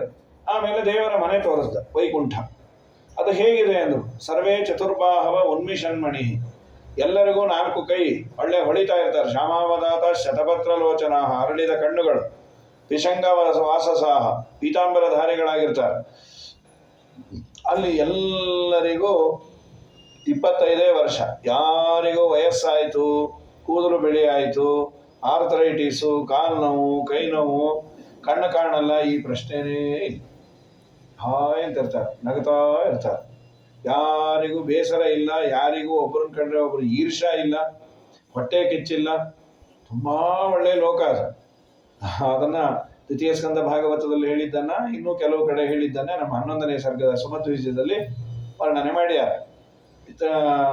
ಅದು ಪ್ರಾರಂಭದಲ್ಲೇ ನಾರಾಯಣ ಪಂಡಿತರು ಹೇಳ್ತಾರೆ, ನಾನು ಯಾವ್ದಾವುದೋ ಹೇಳ್ತಾ ಇದ್ದೀನಿ ಅನ್ಬೇಡಪ್ಪ, ಯಾಕೆಂದ್ರೆ ನಾನೇನು ಅಲ್ಲಿ ಹೋಗಿ ಬಂದಿಲ್ಲ. ಶುಕಶಾರದಾದಿ ಪರಮಾರ್ಥವಿದಂ ಪರಮಾಗಮಾರ್ಥ ವರಶಾಸ್ತ್ರಮಿದಂ ಭಜತಾಂ ಅಮಾನವ ಕಲಾರಚಿತಂ. ಶ್ರೀಮದಾಚಾರ್ಯರ ಶಾಸ್ತ್ರವನ್ನು ಓದಿದವರಿಗೆ ನಿರ್ಮಾಣ ಮಾಡಿದಂತಹ ಕ್ವಾರ್ಟರ್ಸ್ ಅದು. ಅವರೆಲ್ಲ ಅಲ್ಲಿ ಬರ್ತಾರೆ. ಪರಮಾಗಮಾರ್ಥ ವರಶಾಸ್ತ್ರಮಿದಂ ಭಜತಾಂ ಅಮಾನವ ಕಲಾರಚಿತಂ. ಇಲ್ಲಿ ಮಾನವರು ಮಾಡಿದ್ದಲ್ಲ, ಇಲ್ಲಿ ಪ್ರಪೋರ್ಷನ್ ಕಮ್ಮಿ ಹಾಕಿ ಆ ಪಿಲ್ಲರ್ ಬಿದ್ದರೂ ಬೀಳ್ಬೋದು. ಅಮಾನವ ಕಲಾರಚಿತಂ ವ್ರಜತಾಮಹೋ ಪರಮ ವೈಷ್ಣವತಾಂ ರತಯೇ ಸ್ವಲೋಕ ದಿಶತಿ ಅಜಿತೋ ದಿಶತಿ. ಭಗವಂತ ತನ್ನ ಭಕ್ತರಿಗಾಗಿ ನಿರ್ಮಾಣ ಮಾಡಿದ ಒಂದು ದೊಡ್ಡ ಲೋಕ, ಲೋಕಂ ವೈಕುಂಠ ನಾಮಾನಂ ಜಿತಂತ ಸ್ತೋತ್ರದಲ್ಲಿ ಆ ಮಾತುಗಳಿದ್ದಾವೆ.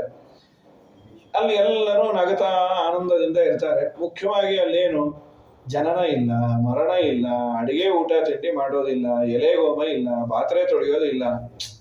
ನೆನೆಸ್ಕೊಂಡ್ರೆ ಆನಂದ ಆಗುತ್ತೆ. ಅದನ್ನು ಕೇಳ್ತಾ ಇದ್ರೆ ಹೆಣ್ಮಕ್ಳು ಹೀಗೆ ಹೊರಟಬೇಡ ಅಂತ, ದಿನ ಮಾಡು, ತೋಡು, ತೊಳಿ, ಬೆಳಿ, ಅನ್ನಿಸ್ಕೋ, ಯಾವುದೂ ಇಲ್ಲ. ಜನನ ಮರಣವಿಲ್ಲ, ಅಲ್ಲಿ ಉಣುವ ದುಃಖವಿಲ್ಲ, ಅನುಜ ತನುಜರು ಅಲ್ಲಿಲ್ಲ, ಅನುಮಾನದ ಸೊಲ್ಲೇ ಇಲ್ಲ. ಬ್ರಹ್ಮಾಂಡದೊಳಗೆ ಅರಿಸಿ ನೋಡಲು ನಮ್ಮೂರೇ ವಾಸಿ, ನಿದ್ರೆಯು ಅಲ್ಲಿಲ್ಲ, ರೋಗೋಪದ್ರವಗಳು ಇಲ್ಲ, ಕ್ಷುದ್ರ ಜನಗಳು ಅಲ್ಲಿಲ್ಲ, ಸಮುದ್ರ ಶಯನ ಬಲ್ಲ ಎಲ್ಲ. ಬ್ರಹ್ಮಾಂಡದೊಳಗೆ ಅರಿಸಿ ನೋಡಲು ನಮ್ಮೂರೇ ವಾಸಿ. ಸಾಧು ಜನರ ಕೂಡಿ ಮೋಕ್ಷಕ್ಕೆ ಸಾಧನೆಯನ್ನು ಮಾಡಿ, ಮಾಧವ ಪುರಂದರ ವಿಠ್ಠಲರಾಯನು ಆಧರಿಸುವನಲ್ಲಿ ಬಲ್ಲ ಎಲ್ಲ. ಬ್ರಹ್ಮಾಂಡದೊಳಗೆ ಅರಿಸಿ ನೋಡಲು ನಮ್ಮೂರೇ ವಾಸಿ. ಎಂ ಸುಖಿ ಕಾಮಯತೇತ್ರ ಮಾತ್ರ ಸಂಕಲ್ಪ ಮಾತ್ರ ಸಕಲೋಪಿ ಸಸ್ಯಾತ್. ಸಂಕಲ್ಪ ಮಾಡಿದರೆ ಎಲ್ಲವೂ ಈಡೇರತ್ತೆ. ಅಂಥ ಮನೆ ದೇವರು ಪರಮಾತ್ಮನ ಮತ್ತೆ ಲಕ್ಷ್ಮೀದೇವಿ ಪರಮಾತ್ಮನ ಸೇವೆಯನ್ನು ಮಾಡಲಿಕ್ಕೆ 100 ರೂಪ ಅಂತ. ಸ್ವಯಮಿಂದರೈವ ಪತಿಮಾನಕರಿ ಗೃಹಕರ್ಮ ಯತ್ರ ಕುರುತೆ ಸುತರಾಂ ಅಪಿ ಕಿಂಕರಿ ದಶಶತಿ ಮಹಿತ. ಕೆಲಸಗಾರ ಇಲ್ಲ ಅಂತಲ್ಲ, ಕೋಟಿ ಕೋಟಿ ಕೋಟಿ ಜನ ಕಾದಿರ್ತಾರಂತ. ನಮ್ಮಮ್ಮ ನಿಮ್ಮ ಯಜಮಾನರ ಸೇವೆ ನಮಗೆ ಬಿಟ್ಕೊಡ್ರಿ. ನೋ, ಅಫಿಷಿಯಲ್ ಪೂಜಾರ್ ನಾವೇ, ನೀವೇನೇ ತಂದಿಟ್ರು ಅಲ್ಲಿಡ್ರಿ. ಕೋಟಿ ಕೋಟಿ ಭೃತ್ಯರಿರಲು ಹಠಕಾಂಬರನ ಸೇವೆ, ಸಾಟಿ ಇಲ್ಲದೆ ಮಾಡಿ ಪೂರ್ಣ ನೋಟದಿಂದ ಸುಖಿಸುತ್ತಿಹಳು. ಏನು ಧನ್ಯಳೋ ಲಕುಮಿ ಅಂತ ಮಾನ್ಯಳು. ಅವಳಿಗಂಥ ನೈರ್ಭರ್ಯ ಅಂತ, ಗಂಡನ ಸೇವೆ ಮಾಡೋದ್ರಲ್ಲಿ ಸದಾ ಉತ್ಸಾಹ. ಇಷ್ಟೆಲ್ಲ ಹೇಳಿ ಆದ ಮೇಲೆ ಬ್ರಹ್ಮದೇವರು, ನಿನ್ನ ತಪಸ್ಸಿಗೆ ಮೆಚ್ಚಿದ್ದೇನೆ, ನಿನಗೊಂದು ವರ ಕೊಡ್ತೇನೆ. ಅನಂತ ಜೀವರಾಶಿಗಳನ್ನು ನೋಡಿಕೊಳ್ಳುವ ದೊಡ್ಡ ಜವಾಬ್ದಾರಿ, ಮಹತ್ತತ್ವದ ಅಧಿಕಾರ. ಅವರಂದ್ರು ಅಹಂಕಾರ ಬರದೇ ಇರೋ ಥರ ಮಾಡಪ್ಪ, ಇಷ್ಟು ಜನ ನೋಡ್ಕೋತೀನಿ ಅಂದರೆ ಒಳಗೆ ಇರತ್ತೆ, ನಾವು ಯಾರು ಗೊತ್ತಾ ಅಂತ. ಅದು ಆಗೋದು ಬೇಡ. ಮಾಮೇ ಸಮುನ್ನದ್ಧ ಮದೋಜಮಾನಿನಿ, ಅಜಮಾನಿ ಆಜ್ಜಾತಃ. ಅಕಾರ ಶಬ್ದ ವಾಚ್ಯನಾದ ಭಗವಂತನಿಂದ ಹುಟ್ಟಿದವನು ಅನ್ನೋ ಅಹಂಕಾರ ಕೊಡಬೇಡ. ಇದೊಂದು ಸೇವಾ ಅನ್ನುವ ಭಾವನೆ ತಲೆಯಲ್ಲಿರಲಿ. ಅವಶ್ಯ ನಿನಗಿರುತ್ತೆ, ಏನು ಯೋಚನೆ ಮಾಡಬೇಡ. 4 ಶ್ಲೋಕ ಭಾಗವತವನ್ನು ಉಪದೇಶ ಮಾಡ್ತೇನೆ ಅಂತ ಅಹಮೇವ ಸಮಗ್ರೇತ ನಾಣ್ಯದ್ಯ ಸತ್ಪರಂ ಪಶ್ಚಾದಹಂ ಯದೇತಚ್ಚ ಯೋಗಶಿಷ್ಯೇತ ಸೋಸ್ಮ್ಯಹಂ ಋತೇರ್ಥಂ ಯತ್ ಪ್ರತೀಯೇತ ನ ಪ್ರತೀಯೇತ ಚಾತ್ಮನಿ ತದ್ವಿದ್ಯಾತ್ ಆತ್ಮನೋ ಮಾಯಾಂ ಯಥಾ ಭಾಸೋ ಯಥಾ ತಮಃ ಯಥಾ ಮಹಾಂತಿ ಭೂತಾನಿ ಭೂತೇಷು ಚ ವಚೇಷು ಚ ಪ್ರವಿಷ್ಟಾನ್ಯ ಪ್ರವಿಷ್ಟಾನಿ ತಥಾ ತೇಷು ನತೇಷ್ವಹಂ ಏತಾವದೇವ ಜಿಜ್ಞಾಸ್ಯಂ ತತ್ವಜಿಜ್ಞಾಸುನಾತ್ಮನಃ ಅನ್ವಯ ವ್ಯತಿರೇಕಾಭ್ಯಾಂ ಯಸ್ಯಾತ್ ಸರ್ವತ್ರ ಸರ್ವದಾ. ಇದು 4 ಪದ್ಯ. ಅದರ ವಿವರಣೆನೇ ಇಷ್ಟು ದೊಡ್ಡದು. ಏನ್ 4 ಪದ್ಯದ ಅರ್ಥ ಅಂದ್ರೆ ಅಹಮೇವ ಆಸಂ ಅಗ್ರೆ, ಸೃಷ್ಟಿಯಾಗುವ ಮುಂಚೆ ನಾನೊಬ್ಬನೇ ಇದ್ದೆ, ಪ್ರಳಯ ಆದ ಮೇಲೂ ನಾನೊಬ್ಬನೇ ಇರ್ತೇನೆ, ನಾ ಅನ್ಯತೆ ಇದು ಯಾವುದೂ ಇರಲಿಲ್ಲ. ಪರಂ, ಪರಂ ಅಂದ್ರೆ ಬೇರೆ ಅಂತ ಬೇರೆಯವರೆಲ್ಲ ವ್ಯಾಖ್ಯಾನ ಮಾಡಿಬಿಟ್ರು, ಅದು ಬೇರೆನೇ ವ್ಯಾಖ್ಯಾನ ಆಗ್ಬಿಡ್ತು. ಶ್ರೀಮದಾಚಾರ್ಯರು ಪರಂ ಅಂದ್ರೆ ಸ್ವತಂತ್ರ ಅಂತ ಒಂದು ಅರ್ಥ ಬರೋದು, ಎಲ್ಲ ಕೂಡತ್ತೆ. ಯಾಕೆಂದ್ರೆ ಇಲ್ಲಿ ಕ್ವಶನ್ ಮಾಡಿಕೊಡ್ತಾರೆ ಆಚಾರ್ಯರು, ದೇವರು ನಾನೊಬ್ಬನೇ ಇದ್ದೆ ಅನ್ನೋ ಸುಳ್ಳಲ್ವಾ? ಪ್ಯಾರಲಲ್ ಆಗಿ ನಾಶವಾಗದ ಅನಾದಿ ನಿತ್ಯ ಪದಾರ್ಥಗಳು, ಅನಾದಿ ಅನ್ನೋದ್ರಿಂದ ಜನ್ಮ ಇಲ್ಲ, ನಿತ್ಯ ಅಂದದ್ದರಿಂದ ನಾಶ ಇಲ್ಲ, ಅಂಥ ಪದಾರ್ಥಗಳು ಕೆಲವಿದ್ದಾವೆ. ಯಾವುದದು? ಜೀವ. ಜೀವ ಅನಾದಿ ನಿತ್ಯ, ಅವನಿಗೆ ಹುಟ್ಟಿಲ್ಲ ಸಾವಿಲ್ಲ. ಕಾಲ, ಕಾಲಕ್ಕೆ ಹುಟ್ಟಿಲ್ಲ ಸಾವಿಲ್ಲ. ಆಕಾಶ, ಆಕಾಶಕ್ಕೆ ಹುಟ್ಟಿಲ್ಲ ಸಾವಿಲ್ಲ. ಈ ಎಲ್ಲ ಕರ್ಮ, ಕರ್ಮ ಅನಾದಿ ನಿತ್ಯ, ಅನಾದಿ ಕಾಲದಿಂದ ಇದೆ, ಅದಕ್ಕೆ ಅಂತ್ಯ ಇಲ್ಲ. ಹೀಗೆ ಅನಾದಿ ನಿತ್ಯವಾದ ಪದಾರ್ಥಗಳು ದೇವರ ಜೊತೆಯಲ್ಲೇ ಇದ್ದರೂ ದೇವರು ನಾನೊಬ್ಬನೇ ಇದ್ದೆ ಅಂತ ಹೇಳಿದ್ದು ಸುಳ್ಳಲ್ವಾ ಅಂತ ಪ್ರಶ್ನೆ ಮಾಡಿಕೊಂಡು ಅದಕ್ಕೆ ಶ್ರೀಮದಾಚಾರ್ಯರು ಸ್ವತಂತ್ರವಾಗಿ ಇರಲಿಲ್ಲ, ಇಲ್ಲ ಅಂತ ಅಭಿಪ್ರಾಯ ಅಲ್ಲ, ಸ್ವತಂತ್ರವಾಗಿ ಇಲ್ಲ, ಆದ್ದರಿಂದ ಇಲ್ಲ ಅಂತ ವ್ಯವಹಾರ ಮಾಡಿದ್ವಿ. ಯಾವ ಪದಾರ್ಥ ಇದ್ದು ತಾನು ಮಾಡಬೇಕಾದ ಕೆಲಸವನ್ನ ಮಾಡುವ ಯೋಗ್ಯತೆ ಅದಕ್ಕಿಲ್ಲ ಅಂತಾದ್ರೆ ಇಲ್ಲ ಅಂತಾನೆ ವ್ಯವಹಾರ ಮಾಡ್ತೀವಿ. ಹಾಗೆಲ್ಲಾದ್ರೂ ಉಂಟಾ ಅಂದ್ರೆ ಒಂದು ದೃಷ್ಟಾಂತ ಕೊಟ್ರು ಆಚಾರ್ಯರು. ಯಥಾಛತ್ರಧರಾದ್ಯಾಸ್ತು ರಥಸ್ಥ ಅಪಿ ಸರ್ವಶಃ ರಥಿಕಾನೈವ ಭಣ್ಯಂತೆ. ಒಂದು ರಥೋತ್ಸವ ಆಗ್ತಾ ಇತ್ತು. ಆ ರಥದಲ್ಲಿ ದೇವರನ್ನೇ ಇಡ್ತಾರೆ, ಜೊತೆಯಲ್ಲಿ ಚೆನ್ನಾಗಿ ಕಾಣಲಿ ಅಂತ ಶ್ವೇತಛತ್ರ ಹಿಡ್ಕೊಂಡವರು, ಚಾಮರ ಹಾಕೋರು, ಆಮೇಲೆ ಅಲ್ಲಿ ಮಂಗಳಾರತಿ ಎತ್ತೋರು. ಅದು ನಮ್ಮ ತಿರುಪತಿ ರಥೋತ್ಸವ ತುಂಬಾ ಜೋರಾಗಿರುತ್ತೆ. 10 ಜನ ರಥದ ಮೇಲೆ ಇರ್ತಾರೆ. ಆಕ್ಚುಲಿ ಅಲ್ಲಿ ದೇವರಿಗಿನ್ನ ಪೂಜಾರಿ ಚೆನ್ನಾಗಿ ಕಾಣಿಸ್ತಾ ಇರ್ತಾರೆ. ಏನು ಅವ್ರು ಹಾಕೊಂಡಿರೋ ಆಭರಣ, ಏನು ಅವರ ಅದ್ಭುತವಾದ ಮಡಿ ಗಿಡಿ ನೋಡಿ ತುಂಬಾ ಜನಕ್ಕೆ ಇದೇನು ದೇವರೇ ಹೀಗೆ ಬಂದ್ಬಿಟ್ನ ಅನ್ನೋ ಅಷ್ಟು ಜೋರಾಗಿರುತ್ತೆ. ದೇವರಿಗೆ ಆಶ್ಚರ್ಯ, ನನಗಿನ್ನ ಜಾಸ್ತಿ ನೀನೇ ಹಾಕೊಂಡಿದೆಯಲ್ಲ ಅಂತ. ಹಾಗಾಗಿ ನಾವೇನೋ ಕೈ ಮುಗಿತೇವೆ, ಟಿವಿಲಿ ಕಾಣುತ್ತೆ, ಅಲ್ಲಿ ಲೈವ್ ಹೋದ್ರೆ ಏನು ಕಾಣೋದಿಲ್ಲ, ಅದೇ ಕೈ ಅಂತೂ ಮುಗಿತೇವೆ. ಸಾಮಾನ್ಯ ಸ್ವಲ್ಪ ಒಂದು ಮಗು ಕೇಳುತ್ತೆ, ಅದಕ್ಕೆ ಗೊತ್ತಿಲ್ಲ, ನಮಸ್ಕಾರ ಮಾಡಿತು, ಅಮ್ಮ ನಾನು ಪೂಜಾರ ಆಗ್ಬಿಡ್ತೇನೆ ಅಂತದ್ದು. ಯಾಕೆ ಅಂದ್ರು, ದಿನ ರಥೋತ್ಸವ ಆಗತ್ತಲ್ಲ, ಅಯ್ಯೋ ಪೆದ್ದು ಮುಂಡೆ ಇದೆ, ಪೂಜಾರಿಗೆಲ್ಲೋದು ಒಳಗಿರೋ ದೇವರಿಗೆ ಪೂಜಾರಿಗೆ ಒಂದೇ ಸಲ ರಥೋತ್ಸವ, ಅದು ಅವ್ರು ಇದ್ದಾಗಲ್ಲ, ಪೆದ್ದಾಗ ಏನೋ ಮಾತಾಡಬೇಡ. ಹಾಗಾಗಿ ಯಥಾಛತ್ರಧರಾದ್ಯಾಸ್ತು, ಛತ್ರ ಚಾಮರವನ್ನ ಹಿಡಿದವರ ಸಮೇತ ರಥವನ್ನ ಎಳೆದರು ರಥಿಕಾನೈವ ಭಣ್ಯಂತೆ. ಇವತ್ತು ರಥೋತ್ಸವ ಯಾರಿಗಾಯ್ತು ಅಂದ್ರೆ ರಾಮಾಚಾರ್ಯಗೆ ಭೀಮಾಚಾರ್ಯಗೆ ಆಯ್ತು ಅನ್ನಲ್ಲ, ಒಳಗಿದ್ದ ಶ್ರೀನಿವಾಸನಿಗೋ ಅಥವಾ ಉಡುಪಿ ಕೃಷ್ಣನಿಗೋ ಆಯ್ತು ಅಂತಾರೆ. ಹಾಗಾದ್ರೆ ಇದು ಏನ್ ಮಾಡಬೇಕಾಗಿತ್ತು, ಏನ್ ಮಾಡಿಲ್ಲ, ಅದನ್ನೂ ವಿವರಣೆ ಕೊಟ್ಬಿಟ್ರು. ಜೀವ ಜೀವನ ಮಾಡಿಲ್ಲ, ಕಾಲ ಪರಿಣಾಮವನ್ನ ಮಾಡಿಲ್ಲ, ಆಕಾಶ ಅವಕಾಶ ಕೊಟ್ಟಿಲ್ಲ, ಕರ್ಮ ಪಾಪ ಪುಣ್ಯಗಳನ್ನ ಮಾಡಿಸಿಲ್ಲ. ಆಕ್ಟಿವೇಟ್ ಆಗದ ಸಿಮ್ ಅನ್ನು ಹಾಕಿ ಫೋನು 2 ಲಕ್ಷದ್ದು ಆಪಲ್, ಏನೋ ರೀ ಫೋನ್ ತಗೊಂಡಾಗಿಂದ ಒಂದು ಇನ್ಕಮಿಂಗು ಇಲ್ಲ, ಔಟ್ಗೋಯಿಂಗು ಇಲ್ಲ. ಯಾಕೆ? ಸಿಮ್ ಇದೆ ಮತ್ತೇನಾಗಿಲ್ಲ, ಅದನ್ನ ಆಧಾರ್ ಕಾರ್ಡ್ ಕೊಟ್ಟಿಲ್ಲ, ನಿರಾಧಾರ ಪರಂಜ್ಯೋತಿ ಆಗಿದೆ. ಈ ಪ್ರಯೋಜನ ನೀನು 10 ಲಕ್ಷ ಕೊಟ್ಟು ತಗೊಂಡ್ರು ಅಷ್ಟೇ, ಒಳಗೆ ಸಿಮ್ ಇದ್ರೆ ಪ್ರಯೋಜನ. ಸಿಮ್ಮೇ ಇಲ್ಲದಂತಹ ಫೋನು ಅಥವಾ ಆಕ್ಟಿವೇಟ್ ಆಗದ ಸಿಮ್ ಇದ್ದಾಗ ನಾವೆಲ್ಲ ಆ ಅವಸ್ಥೆಯಲ್ಲಿ ಅನ್ನೋದಕ್ಕೆ ಇದ್ದರೂ ಇಲ್ಲ ಅಂತ. ಈ ಜಗತ್ತಿನ ಸೃಷ್ಟ್ಯಾದಿಗಳಿಂದ ದೇವರಿಗೆ ಯಾವ ಪ್ರಯೋಜನ ಇಲ್ಲ, ಆದರೂ ಕೆಲವು ವಾದಿಗಳು ಪ್ರಯೋಜನ ಇದೆ ಅಂತಾರೆ. ಅದು ಅವರ ದಡ್ಡತನ. ಆಚಾರ್ಯರಂತೂ ಅಂತಾರೆ, ಒಂದು ವೇಳೆ ಸೃಷ್ಟ್ಯಾದಿಗಳಿಂದ ದೇವರಿಗೆ ಪ್ರಯೋಜನ ಇದೆ ಅಂತಾದ್ರೆ ಅವನು ದೇವರೇ ಅಲ್ಲ ಅಂತ. ಇಷ್ಟೆಲ್ಲ ಹೇಳಿ ಆದ ಮೇಲೆ ಬ್ರಹ್ಮದೇವರಿಗೆ ಅನುಗ್ರಹ ಮಾಡಿ ಕೊಟ್ಟು ಕಳಿಸ್ತಾರೆ. ಇನ್ನು 3ನೇ ಸ್ಕಂದದಲ್ಲಿ ವಿಶೇಷವಾಗಿ ವಿಧುರ ಮೈತ್ರೇಯರ ಸಂವಾದ. ವಿಧುರರು ಮನೆ ಬಿಟ್ಟು ಬರ್ತಾರೆ. ಅವತ್ತಿನ ಕಾಲದ ಪ್ರಧಾನಮಂತ್ರಿ ಅಂತ ಈ ದೇಶಕ್ಕೆ. ಧೃತರಾಷ್ಟ್ರನ ಕಾಲದಲ್ಲಿ ವಿಧುರರು ಪ್ರಧಾನಮಂತ್ರಿ, ಆನರರಿ ಸರ್ವಿಸ್. ದುರ್ಯೋಧನನ ಮನೆಯಲ್ಲಿ ಒಂದು ಅಕ್ಕಿ ಕಾಳು ತಗೋತಾ ಇರಲಿಲ್ಲ, ಅದಕ್ಕೆ ಅಂಥ ಧೈರ್ಯ. ಅವ್ರು ಯಾಕೆ ಮನೆ ಬಿಟ್ಟರು ಏನು ಅಂತ ಪ್ರಶ್ನೆ ಇದೆ. ಅದಕ್ಕೆ ಅಂದರು, ಯದಾತು ರಾಜ ಸ್ವಸುತಾನ್ ಅಸಾಧೂನ್ ಪುಷ್ಟನ್ ಅಧರ್ಮೇಣ ವಿನಷ್ಟ ದೃಷ್ಟಿ ಭ್ರಾತೃರ್ಯವಿಷ್ಟಸ್ಯ ಸುತಾನ್ ವಿಬಂಧೂನ್ ಪ್ರವೇಕ್ಷ ಲಾಕ್ಷಾ ಭವನೇ ದದಾಹ ಲಾಕ್ಷಾಭವನದಲ್ಲಿ ಅರಗಿನ ಮನೆಯಲ್ಲಿ ಪಾಂಡವರನ್ನ ಬೆಂಕಿ ಹಚ್ಚಿದಾಗ ಮನೆ ಬಿಟ್ರು, ದ್ಯೂತದಲ್ಲಿ ಪಾಂಡವರು ಸೋತಾಗ ಮನೆ ಬಿಟ್ರು. ಹೀಗೆ ಅವರು ಪಾಂಡವರಿಗೆ ಯಾವಾಗ ಅನ್ಯಾಯ ಆಯಿತು ಆ ಸಂದರ್ಭದಲ್ಲೆಲ್ಲ ಮನೆ ಬಿಟ್ರು ಅಂತ ಒಂದು 10 ಶ್ಲೋಕ ಇದೆ. ಆಕ್ಚುಲಿ ಅವ್ರು ಒಂದೇ ಸಲ ಮನೆ ಬಿಟ್ಟಿದ್ದು. ಈಗ 20 ಸಲ ಹೋಗಿ ಬಂದು ಮಾಡ್ತಾ ಇದ್ರೆ ಯಾರು ಕಿಮ್ಮತ್ ಕೊಡ್ತಾರೆ?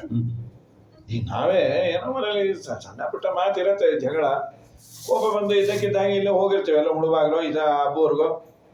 ಸರಿ, ಅವರು ಏನು ಫೋನ್ ಮಾಡಲ್ಲ, ನಾವೇ ಮಾಡಿಸಾಯ್ತೀವಿ. ಆಮೇಲೆ 9 ಗಂಟೆಗೆ ರಾತ್ರಿ, ಹೇಗಿದೆ ಮನೆ ಗೊತ್ತಾಯ್ತಾ, ನಾ ಇಲ್ಲದೆ ಇದ್ರೆ ಹೇಗಿರುತ್ತೆ ಅಂತ. ಹಾಯ್ ಅಂತಿದ್ದಾರೆ. ನಿಮ್ಗೆ ಆಗ ಕೋಪ ಬಂದರೆ ಎಷ್ಟು ಹಾಯ್ ಅಂತಿರುತ್ತೆ ಅಂತ ಈಗ ನಂಗೆ ಗೊತ್ತಾಯ್ತು, ನಾಳೆಯಿಂದ ಮಾಡ್ತೀನಿ ನಿಮಗೆ ಅಂತ ಓಡ್ ಬಂದ್ಬಿಟ್ಟ. ಈಗ ಒಂದೊಂದು ತಿಂಗಳು ಒಂದೊಂದ್ಸಲಿ ಕೋಪ ಮಾಡ್ಕೊಂಡು ಯಾರು ಕೇಳಿ ನಿಮ್ಮ ಮನೆ, ಇಲ್ಲ ಅಬ್ಬೂರ ಮಂತ್ರ ಇಲ್ಲೇ ಹೋಗಿರ್ತಾರೆ ಮುಳಬಾಗ್ಲೆ, ಕತ್ತೆ ತಪ್ಪಿಸ್ಕೊಂಡ್ರೆ ಹಾಳಗೋಡೆ ಅಂತ. ಕಿಮ್ಮತ್ತೇ ಇರಲ್ಲ. ಅಪರೂಪಕ್ಕೆ ಹೋದ್ರೆ ಅದಕ್ಕೆ ಕಿಮ್ಮತ್ತಿರುತ್ತೆ. ಪುಸಕ್ ಅಂತ ಸಣ್ಣ ಪುಟ್ಟದಕ್ಕೆಲ್ಲ ಕೋಪ ಮಾಡ್ಕೊಂಡ್ರೆ ಇರ್ಲಿ ಬಿಡಿ ಅಂತ. ಇವನು ಹೋದದ್ದು ಒಮ್ಮೆ. ಮತ್ತೆ ಇದೆಲ್ಲ ಯದಾ ಅಂದ್ರಲ್ಲ, ಅದಕ್ಕೆ ಶ್ರೀಮದಾಚಾರ್ಯ ಅಂದ್ರು, ಯದಾ ಅನ್ನೋದು ಕಾಲವಾಚಕ ಹೇಗೋ ಅದು ಕಾರಣವಾಚಕವೂ ಹೌದು. ಆ ಕಾಲದಲ್ಲಿ ಅಂತಲ್ಲ, ಇವೆಲ್ಲವೂ ಒಂದು ಕಾರಣ. ಪ್ರಧಾನವಾದ ಕಾರಣ ಇದ್ಯಾವುದೂ ಅಲ್ಲಂತೆ. ಯದಾ ಮುಕುಂದ ಕೃಷ್ಣ ಸಂಧಾನಕ್ಕಾಗಿ ಬರ್ತಾನೆ.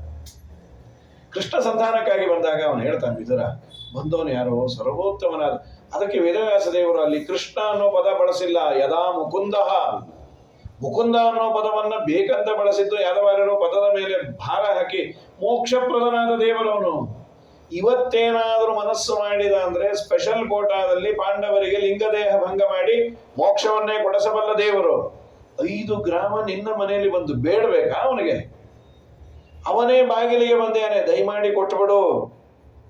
ಇವನು ಜಪ್ಪಯ್ಯ ಅನ್ಲಿಲ್ಲ. ಅಷ್ಟೊತ್ತು ದುರ್ಯೋಧನ ಬಂದ. ನಮ್ಮ ಅಪ್ಪನಿಗೆ ನೀನು ತಲೆ ಕೆಡಿಸ್ತಾ ಇದ್ದಿ, ಪಾಪಿ, ತಿನ್ನೋದು ನಮ್ಮನೆ ಅನ್ನ, ಹೊಗಳೋದು ಪಾಂಡವರನ್ನ. 4 ಜನನ ದೂತರನ್ನ ಕರೆದು ಈ ವಿದುರನ ಕೈಕಾಲು ಮುರಿದು ಊರಾಚೆ ಭಿಕ್ಷೆ ಬೇಡ್ಲಿಕ್ಕೆ ಹಚ್ಚವಿ. ದುರ್ಯೋಧನನ ವಿರೋಧ ಮಾಡಿದವ್ರು ಏನಾಗತ್ತೆ ಅನ್ನೋದಕ್ಕೆ ಮಾಡಲ್ ಆಗ್ಬೇಕಂತ. ಅವ್ರೇನು ತಣ್ಣಗಿದ್ರು, ನಗತಾ ಇದ್ರು. ಯಾಕೆ ಅಂದ್ರು, ದುರ್ಯೋಧನ ಹೀಗೆ ಹುಚ್ಚುಚ್ಚಾಗಿ ಮಾತಾಡೋದೇ ಸರಿ. ಎಲ್ಲರಿಗೂ ಅಭ್ಯಾಸ ಆಗಿರತ್ತೆ ನೋಡ್ರಿ. ಈಗ ತುಂಬಾ ಬಯ್ಯೋ ಗಂಡ ಇದ್ದು 1-2 ದಿನ ಸುಮ್ಮನಿದ್ದ ಅಂದ್ರೆ ಹೆಂಡತಿ ಕೇಳ್ತಾಳೆ, ಯಾಕ್ರಿ ನಿಮ್ಗೆ ಜ್ವರನ? ನಿಂಗೆ ಗೊತ್ತಾಯ್ತು ಚಿನ್ನ, ನಾ ಹೇಳ, ನೀವು ಉಗಿದು ಉಪ್ಪಿನಕಾಯಿ ಹಾಕಿಲ್ಲ, ಬಡಬಣ ಅಂತಿದೆ, ಮುಚ್ಚೋ ಬಾಯ್ ಅಂದ. ಸರಿ ಹೋದ್ರೆ ಇನ್ ಮಾತ್ರೆ ಗೀತ್ರೆ ಬಿಡ್ರಿ ಅಂದ್ರು. ಹಾಗೆ ದುರ್ಯೋಧನ ಹುಚ್ಚುಚ್ಚಾಗಾಡೋದು ಅವನ ಸ್ವಭಾವ. ಅವನು ಹುಚ್ಚುಚ್ಚಾಗಾಡ್ತಾನೆ ಅಂತ ತಲೆ ಕೆಡಿಸ್ಕೊಂಬದ. ಆದರೆ ಇನ್ನಿಲ್ಲಿರಲ್ಲ. ಕೃಷ್ಣನಿಗೂ ಕಿಮ್ಮತ್ತಿಲ್ಲದ ಮನೆಯಲ್ಲಿ ಉಣಬಾರದು ಅಂತ ಬಿಲ್ಲನ್ನ ದ್ವಾರದಲ್ಲಿ ಇಟ್ಟು ಬಂದ್ಬಿಟ್ರು. ಪ್ರವಾಸ ಕ್ಷೇತ್ರದಲ್ಲೇ ಅವರಿಗೆ ಗೊತ್ತಾಯ್ತು ಪಾಂಡವರ ನಾಶ ಆಗ್ತಾ ಇದೆ, ಯುದ್ಧ ಆಗಿ ಎಲ್ಲರ ನಾಶ ಆಗಿದೆ ಅಂತ. ಆಮೇಲೆ ಯಮುನಾ ತೀರದಲ್ಲಿ ಭೇಟಿ ಆಗ್ತಾರೆ. ಯದ್ಯಪಿ ಇದಾದದ್ದು 26 ವರ್ಷದ ಮುಂಚೆ.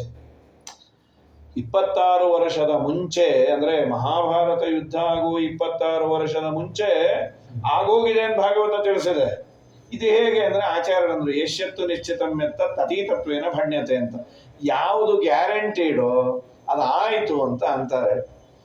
ಅಲ್ಲಿ ಉದ್ಧವರ ಭೇಟಿಯಾದಾಗ ಯಮುನಾ ತೀರದಲ್ಲಿ ಅಳ್ತಾರೆ. ಉದ್ಧವರು ಕೃಷ್ಣ ಅಂದ್ರೆ ಅಳ್ತಾ ಕೂತ್ಬಿಡೋರು. ಇವ್ರು ಕೇಳಿದ್ರು, ಕೃಷ್ಣನ ಕಥೆ ಹೇಳ್ರಿ ಅಂತ. ಅವ್ರು 1 ಗಂಟೆ ಹತ್ತು ಸಮಾಧಾನ ಮಾಡಿಕೊಂಡು ಆಮೇಲೆ ಒಂದಿಷ್ಟು ಕೃಷ್ಣನ ಕಥೆ ಹೇಳಿ, ನೀ ಹರಿದ್ವಾರಕ್ಕೆ ಹೋಗಪ್ಪ, ಅಲ್ಲಿ ಮೈತ್ರೇಯರ ಭೇಟಿ ಆಗತ್ತೆ ಅಂತ. ಆಮೇಲೆ ಹರಿದ್ವಾರಕ್ಕೆ ಬಂದೆ, ಗಂಗಾದ್ವಾರ ಅಂತ ಕರೆದಿದೆ ಭಾಗವತ. ಅಲ್ಲಿ ಮೈತ್ರೇಯರ ಭೇಟಿ ಆಯಿತು. ಮೈತ್ರೇಯರನ್ನ ಕೇಳ್ತಾರೆ ಸೃಷ್ಟ್ಯಾದಿಗಳ ಬಗ್ಗೆ ಹೇಳಿ ಅಂದಾಗ ಭಗವಂತ ಸೃಷ್ಟಿಯನ್ನು ಮಾಡಬೇಕು ಅಂತ ಸಂಕಲ್ಪ ಮಾಡಿ ಲಕ್ಷ್ಮೀದೇವಿಗೆ ಸೃಷ್ಟಿ ಮಾಡುವ ಇಚ್ಛೆಯನ್ನು ಕೊಟ್ಟ. ತ್ರಿಗುಣ ಮಾನೆಯವಳು ಸತ್ವ ರಜಸ್ಸು ತಮಸ್ಸು 3 ಗುಣಗಳನ್ನು ಬೆರೆಸಿದ್ಲು. ಅದರಿಂದ ಉಂಟಾದದ್ದೇ ಮಹತ್ತತ್ವ ಅಂತ ಬ್ರಹ್ಮದೇವರ ದೇಹ ಬ್ರಹ್ಮಾಂಡ. ಆ ಬ್ರಹ್ಮದೇವರಿಂದ ಹುಟ್ಟಿದ್ದೇ ಅಹಂಕಾರ ತತ್ವ. ಅದಕ್ಕೆ ಅಭಿಮಾನಿಯಾಗಿ ರುದ್ರದೇವರು. ರುದ್ರದೇವರ ಅಹಂಕಾರ ತತ್ವ 3 ಕವಲು ಒಡೀತು. ಒಂದು ವೈಕಾರಿಕ, ಇನ್ನೊಂದು ತೈಜಸ, ಇನ್ನೊಂದು ತಾಮಸ. ತಾಮಸ ಅಹಂಕಾರದಿಂದ ಪಂಚಭೂತಗಳು ಹಾಗೂ ಪಂಚ ತನ್ಮಾತ್ರಗಳು. ಆಕಾಶ, ಆಕಾಶದಿಂದ ವಾಯು, ವಾಯುವಿನಿಂದ ಬೆಂಕಿ, ಬೆಂಕಿಯಿಂದ ನೀರು, ನೀರಿನಿಂದ ಪೃಥ್ವಿ. ಆಕಾಶದಲ್ಲಿ ಶಬ್ದ, ವಾಯುವಿನಲ್ಲಿ ಸ್ಪರ್ಶ, ಬೆಂಕಿಯಲ್ಲಿ ರೂಪ, ನೀರಿನಲ್ಲಿ ರಸ, ಪೃಥ್ವಿಯಲ್ಲಿ ಗಂಧ. ಅದು ತನ್ಮಾತ್ರಗಳು. ತೈಜಸ ಅಹಂಕಾರದಿಂದ ಪಂಚ ಜ್ಞಾನೇಂದ್ರಿಯ, ಪಂಚ ಕರ್ಮೇಂದ್ರಿಯ. ವೈಕಾರಿಕ ಅಹಂಕಾರದಿಂದ ದೇವತೆಗಳು, ಇದಕ್ಕೆಲ್ಲ ನಿಯಾಮಕರಾಗಿ ದೇವತೆಗಳು ಹಾಗೂ ಮನಸ್ಸು. ಇವೆಲ್ಲ ಸೇರಿ ಒಟ್ಟು 24 ತತ್ವಗಳು. ಪಂಚ ಜ್ಞಾನೇಂದ್ರಿಯ, ಪಂಚ ಕರ್ಮೇಂದ್ರಿಯ, ಪಂಚಭೂತಗಳು, ಪಂಚ ತನ್ಮಾತ್ರಗಳು, ಆಮೇಲೆ ಮನಸ್ಸು, ಬುದ್ಧಿ, ಅಹಂಕಾರ, ಮಹತ್ತತ್ವ. ಪ್ರಕೃತಿ ತತ್ವವನ್ನು ತಗೊಂಡ್ರೆ 25. ಪ್ರಕೃತಿಯಲ್ಲಿ 2 ವಿಭಾಗ ಮಾಡ್ತಾರೆ. ಒಂದು ಚೇತನ ಪ್ರಕೃತಿ, ಇನ್ನೊಂದು ಅಚೇತನ ಪ್ರಕೃತಿ ಅಂತ 26. ಆಗ ದೇವರು 27ನೇ ಅವನು ಅಂತ ಆಚಾರ್ಯರು ಹೇಳ್ತಾರೆ. ಇಷ್ಟೆಲ್ಲ ಹೇಳಿ ಆದ್ಮೇಲೆ ಅದಕ್ಕೆಲ್ಲ ನಿಯಾಮಕರಾಗಿ ದೇವತೆಗಳು ಅವರಿಗೆಲ್ಲ ಹೇಳಿದ್ರು ಸೃಷ್ಟಿ ಮಾಡಿ ಅಂತ. ಆಗುವುದಿಲ್ಲ ಅಂದ್ರು. ಮತ್ತೆ ದೇವರು ಪ್ರವೇಶ ಮಾಡಿ ತತ್ಸೃಷ್ಟ್ವಾ ತದೇವಾನು ಪ್ರಾವಿಶತೆ, ಅವರ ಮುಖಾಂತರ ಸೃಷ್ಟಿಯನ್ನು ಮಾಡಿಸಿ ಬ್ರಹ್ಮದೇವರನ್ನು ವ್ಯವಧಾನ ಮಾಡಿಕೊಂಡು ಸೃಷ್ಟಿಯನ್ನು ಮಾಡಿ ಎಲ್ಲಿ ನೋಡಿದ್ರು ಕಡಿಮೆ ಕಡಿಮೆ. ಮೊದಲು ಮಾನಸಿಕ ಸೃಷ್ಟಿ, ಮರೀಚಿ, ಅತ್ರಿ, ಅಂಗಿರಸ, ಪುಲಶ್ಚ, ಪುನಃ, ಕ್ರತು, ವಸಿಷ್ಠ, ದಕ್ಷ, ನಾರದ, ಸನಕ, ಸನಂದನ, ಸನಾತನ, ಸನಸ್ಸುಜಾತ ಮೊದಲು ಹುಟ್ಟಿದವರು ಅವರು. ಸನ್ಯಾಸಿಗಳಾಗಿ ಕೂತ್ಬಿಟ್ರು. ಬ್ರಹ್ಮದೇವರು ಹೇಳಿದ್ದು ಸೃಷ್ಟಿ ಮಾಡಿ ಅಂದ್ರೆ ಸನ್ಯಾಸಿಗಳಾದ್ರೆ ಪಾದ ಪೂಜೆ ಮಾಡೋರೇ ಗತಿ ಇಲ್ಲದೆ ಸನ್ಯಾಸಿಗಳೇ ಹಾಕಾದ್ರು. ಇಲ್ಲ ನಮ್ಗೆ ವೈರಾಗ್ಯ ಅಂದ್ರು. ಆಮೇಲೆ ರುದ್ರದೇವರು, ಅದಾದ ಮೇಲೆ ನಾರದರು, ಇವರೆಲ್ಲ ಹುಟ್ಟ್ಯಾರ. ಎಲ್ಲಿ ನೋಡಿದ್ರು ಕಡಿಮೆ ಇತ್ತು. ತಮ್ಮ ದೇಹವನ್ನೇ 2 ವಿಭಾಗ ಮಾಡಿಕೊಂಡು, ಒಂದು ಗಂಡು ಇನ್ನೊಂದು ಹೆಣ್ಣು. ಗಂಡೆ ಸ್ವಯಂಭುವನು, ಹೆಣ್ಣು ಶತರೂಪಾದೇವಿ ಅಂತ ಸೊಸೆ. ಅವರಿಗೆ ಹೇಳಿದ್ರು ನೀವು ಸೃಷ್ಟಿಯನ್ನು ಮುಂದುವರಿಸ್ರಿ, ನಮಗೆ ಸೈಟ್ ಬೇಕು ಅಂದ್ರು. ನೀವೇನು ಯೋಚನೆ ಮಾಡಿಬಿಟ್ರಿ ದೇವರಿದ್ದಾನೆ ಅನ್ನೋ ಕಾಲಕ್ಕೆ ಬ್ರಹ್ಮದೇವರ ಮೂಗಿನಿಂದ ವರಾಹದೇವರು ಬಂದರು. ಸೊ ಬ್ರಹ್ಮದೇವರು ವರಾಹದೇವರಿಗೆ ಅಪ್ಪ. ಬಂದ ಮೇಲೆ ದೊಡ್ಡದಾಗಿ ಬೆಳೆದರು. ಅವರಿಗೆ ನಮಿಸಿದಾಗ ಭೂಮಿ ಸಹಜವಾಗಿ ಪ್ರಳಯದ ನೀರಿನಲ್ಲಿ ಮುಳುಗಿತ್ತು. ಅದನ್ನ ತಗೊಂಬಂದ್ರು. ಹೇಗೆ ತಗೊಂಬಂದ್ರು? ಈ ಭೂಮಿಯನ್ನು ತರೋದು ಅಂದ್ರೆ ಏನ್ರಿ? ಅದನ್ನ ತಂದದ್ದೇನು ಅಂದ್ರೆ ಕೋರೆ ಹಲ್ ಮೇಲೆ ತಂದ್ರಂತೆ. ಇನ್ನು ಆ ವರಾಹದೇವರು ಎಷ್ಟು ದೊಡ್ಡ, ಈ ಕಲ್ಲಳ್ಳಿ ವರಾಹ ನೋಡಿದ್ರೆ ಆಶ್ಚರ್ಯ ಆಗತ್ತಲ್ಲಿ. ಇನ್ನು ಈ ವರಾಹ ದೇವರದು ತಮ್ಮ ಕೋರೆ ಹಲ್ಲಿನ ಮೇಲೆ ನಿಂಬೆ ಹಣ್ಣಿದ್ದಾಗಿತ್ತು. ಲೆಮನ್ ಆನ್ ದ ಸ್ಪೂನ್ ಆಟ ಆಡ್ಬೇಕಾದ್ರೆ ಒಂದು ಮಕ್ಕಳು ಬೀಳ್ತಾರೆ. ಇವ್ರೇನ್ ಮಾಡಿದ್ರು, ಹೋದ್ಸಲಿ ಆ ಲೆಮನ್ ಬಿಟ್ಟೋಗಿತ್ತು ಅಂತ ಹೇಳಿ ಎಂಸಿಲ್ ಹಾಕಿ ಅಂಟಿಸ್ಬಿಟ್ರು ಸ್ಪೂನಿಗೆ. ಆ ಸ್ಪೂನನ್ನ ಇವ್ರಿಗೆ ಮತ್ತೆ ಹಲ್ಲಿಗೂ ಅಂಟಿಸ್ಬಿಟ್ಟಿದ್ರು. ಮಗುವೇ ಬಿದ್ದೋಯ್ತು ಅಷ್ಟೇ ಅದು. ಹಾಗಾಗಿ ಸೊ ನಮ್ಮ ದೇವರು ಅನಾಯಾಸ ಭೂಮಿಯನ್ನು ತಂದಿಟ್ಟ ಕೋರೆದಾಡೆಯಿಂದ. ಆಗ ಹಿರಣ್ಯಾಕ್ಷ ಅನ್ನೋನು ಬಾಯಿಗೆ ಬಂದದ್ದು ಬೈದ.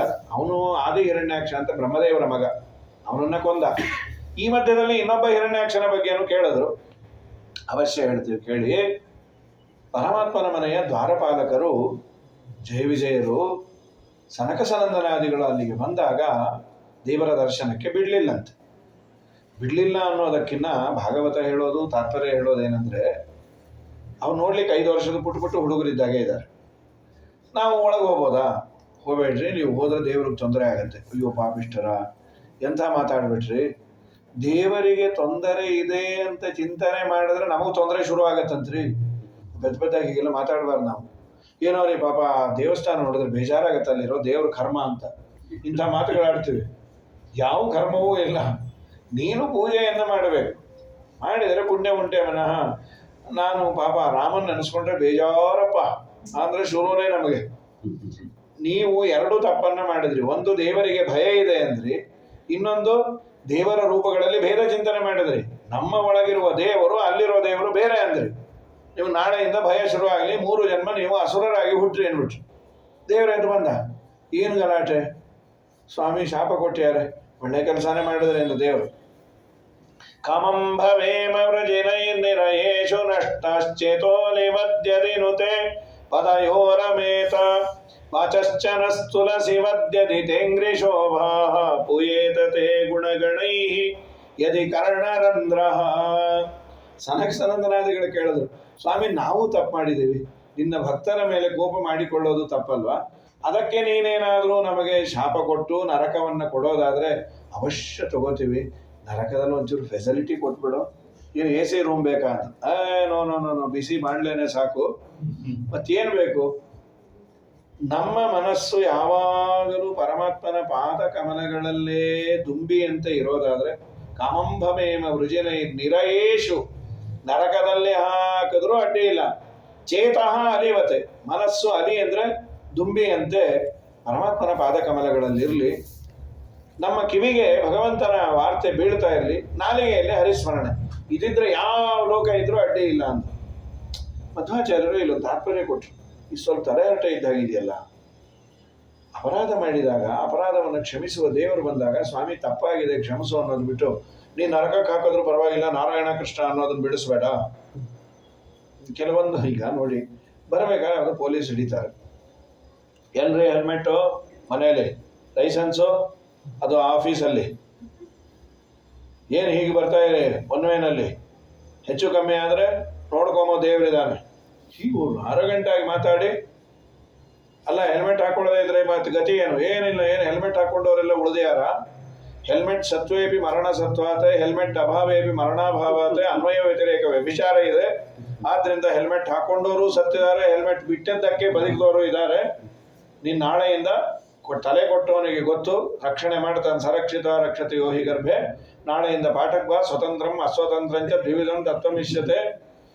ಅವನ ಆಮೇಲೆ ಇನ್ಸ್ಪೆಕ್ಟರ್ ಅಂದ, ನೀವು ಬಿದ್ದ ಮೇಲೆ ತಲೆ ಕೆಡತ್ತೆ ಅನ್ಕೊಂಡಿದ್ದೆ, ನಿಮ್ಗೆ ಆಲ್ರೆಡಿ ಕೆಟ್ಟಿದೆ, ನಾಳೆ ಗಾಡಿ ಮುಟ್ಟಿದ್ರೆ ಕಾಲು ಮುರಿತೀನಿ ಅಂತ. ಏನೋ ಪುರಾಣಕ್ಕೆ ಹೋಗಿದ್ನಪ್ಪ, ಪುರಾಣಕ್ಕೆ ಹೊರಡೋ ಕಾಲಕ್ಕೆ ಟೋಪಿ ನಾವು ಹಾಕಬಾರ್ದು, ಹಾಕೊಳ್ಳಬಾರ್ದು ಅಂದ್ರೆ ಬಿಟ್ನೆ. ಈ ಹುಚ್ಚುಚ್ಚು ಮಾತಾಡಿದ್ರೆ ದೇವರ ಹತ್ರ ಹೋಗಿ ತಪ್ಪಾಯ್ತು ಅನ್ನೋದು ಬಿಟ್ಬಿಟ್ಟು ನಮಗೆ ನರಕ ಕೊಟ್ಟರು ಪರವಾಗಿಲ್ಲ, ನಾರಾಯಣ ಕೃಷ್ಣ ಅನ್ಬೇಕು ಅಂದ್ರೆ. ಶ್ರೀಮದಾಚಾರ್ಯ ಅಂದ್ರು, ಮಹಾಜ್ಞಾನಿಗಳು ದೇವರಲ್ಲಿ ಸುಖ ಕೇಳೋದೇ ಇಲ್ಲಂತ. ಯಾವತ್ ಪರಮ ಭಕ್ತಿ ಇತ್ತು ಬುಜ್ಜತೆ ದುಃಖ ಮಲ್ವಡಂ ತಾವನ್ ಮುಕ್ತೋ ಸುಖೋದ್ರೇಕ ತತ್ರಚೇತ್ ಭಕ್ತಿ ವರ್ಧನಂ ಅಂದ್ರು. ಸಂಸಾರಾವಸ್ಥೆಯಲ್ಲಿ ಅವರು ಕಷ್ಟ ಇದ್ರೆ ಸಾಧನೆ ಹೆಚ್ಚಂತೆ, ಸುಖ ಹೆಚ್ಚಾಗ್ತಾ ಆಗ್ತಾ ಸಾಧನೆ ಕಮ್ಮಿ ಆಗಿ ಬಿಡತ್ರಿ. ಆಮೇಲೆ ಮಾಡ್ಕೊಂಬಣ ಬಿಡು ಅಂತೀವಿ. ಅದೇ ಸುಖ ಕಮ್ಮಿ ಇದ್ದಾಗ ಕಡೆಗೆ ಸುಖಕ್ಕಾದರೂ ಸಾಧನೆ ಮಾಡ್ತೀವಿ. ಅಂದ್ರೆ ನನಗೊಂದಿಷ್ಟು ದೇವರು ದಾರಿದ್ರ್ಯವನ್ನ ನೀಗಲಿ ಅನ್ನೋ ದೃಷ್ಟಿಯಿಂದ. ಅಂಡ್ ನಮ್ಮ ಬಾಡಿ ಲ್ಯಾಂಗ್ವೇಜು ಸ್ವಲ್ಪ ತಗ್ಗಿ ಬಗ್ಗಿ ಇರ್ತೀವಿ. ಇನ್ನೊಬ್ಬರಿಗೆ ಆದಷ್ಟು ನೋವು ಮಾಡಲ್ಲ. ಯಾಕೆ? ಅಯ್ಯೋ ಯಾವ ಜನ್ಮದಲ್ಲಿ ಏನು ಕರ್ಮ ಮಾಡಿದೀವಪ್ಪ, ಅನುಭವಿಸ್ತಾ ಇದ್ದೀವಿ, ಯಾರಿಗೂ ಅನ್ನೋದು ಬೇಡ ಅಂತ. ಅದೇ ಶ್ರೀಮಂತಿಕೆ ಬಂತು ಅಂದ್ರೆ ಊರ್ಧ್ವ ದೃಷ್ಟಿನೇ ಅದ. ಏನೋ ಅವ್ರು ಮಾತಾಡೋದು, ಏನ್ ಸಾರ್ ಸರಿ, ಈಗ ಏನ್ ಸಾರ್ಗೀರ್ ಅನ್ಬಾರ್ದು. ಈಗ ಅಣ್ಣವರು ಎಲ್ಲಿ ಅಣ್ಣ ಸೀಮೆ ಸುಣ್ಣ ಅಂತಾರೆ.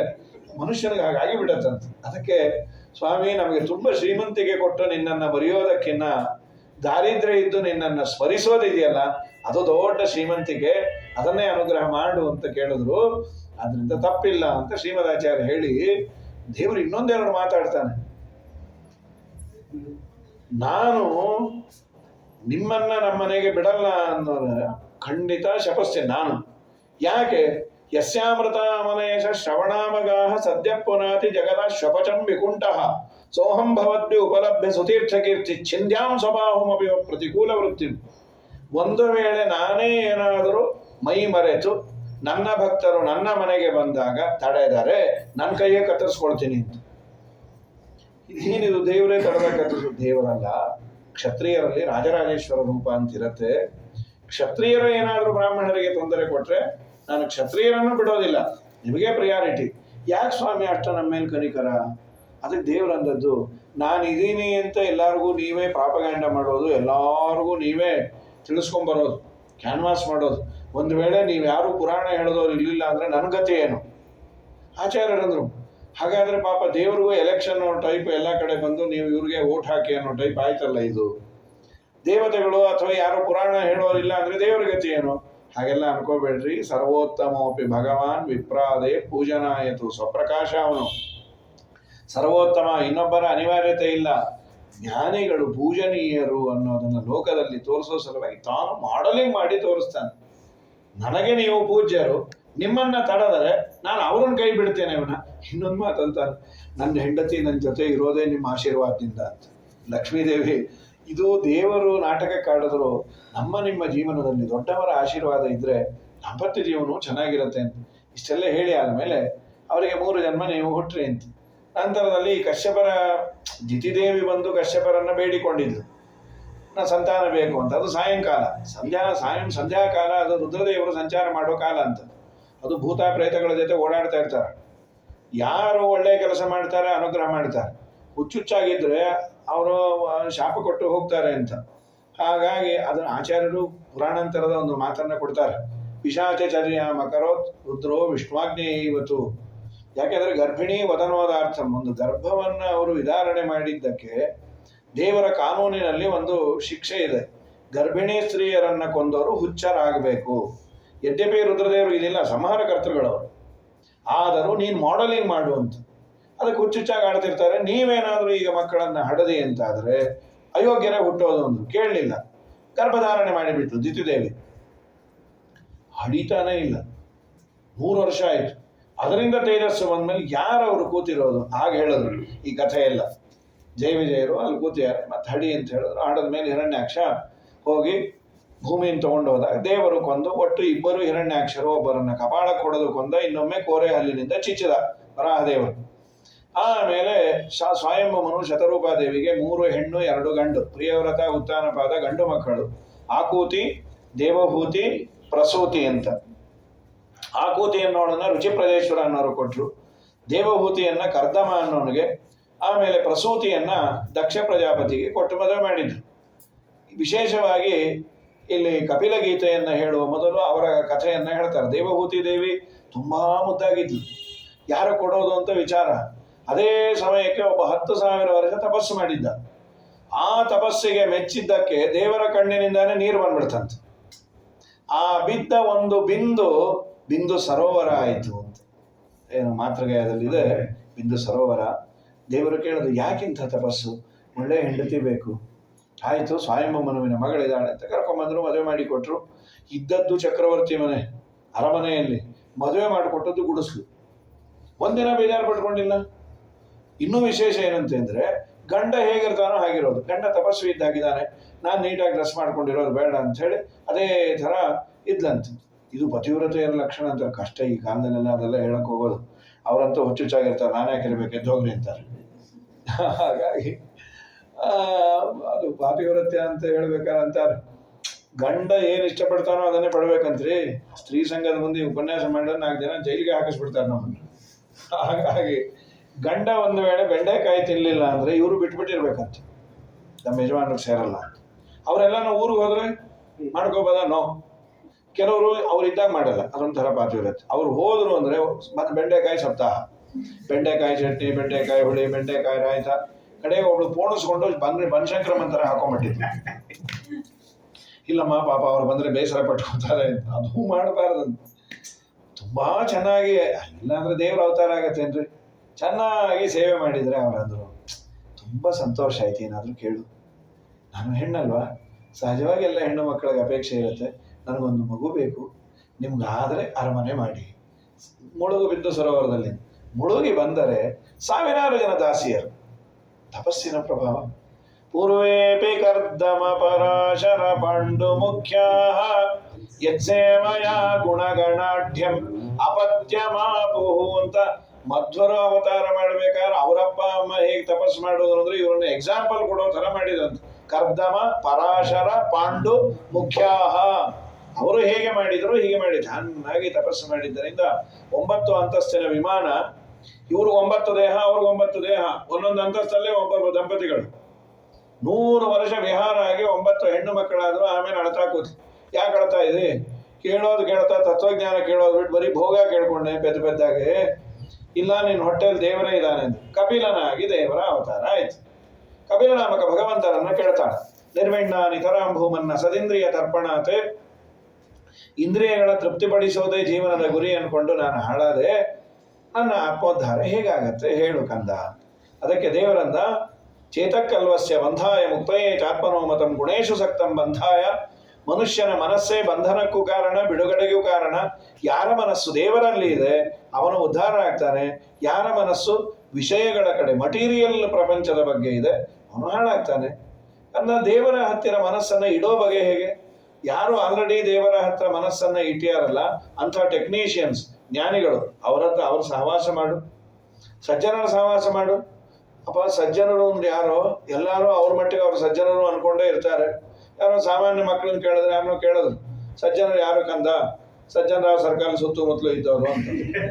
ಹಾಗಾಗಿ ಯಾರು ಸಜ್ಜನರು? ತಿತಿಕ್ಷವಃ ಕಾರುಣಿಕಾಃ ಸುಹೃದ ಸರ್ವದೇಹಿನ ಅಜಾತ ಶತ್ರವ ಶಾಂತಾಃ ಸಾಧವ ಸಾಧುಭೂಷಣಾಃ ಮೈ ಅನನ್ಯೇನ ಭಾವೇನ ಭಕ್ತಿಂ ಕುರುವಂತೆಯೇ ದೃಢಾಂ.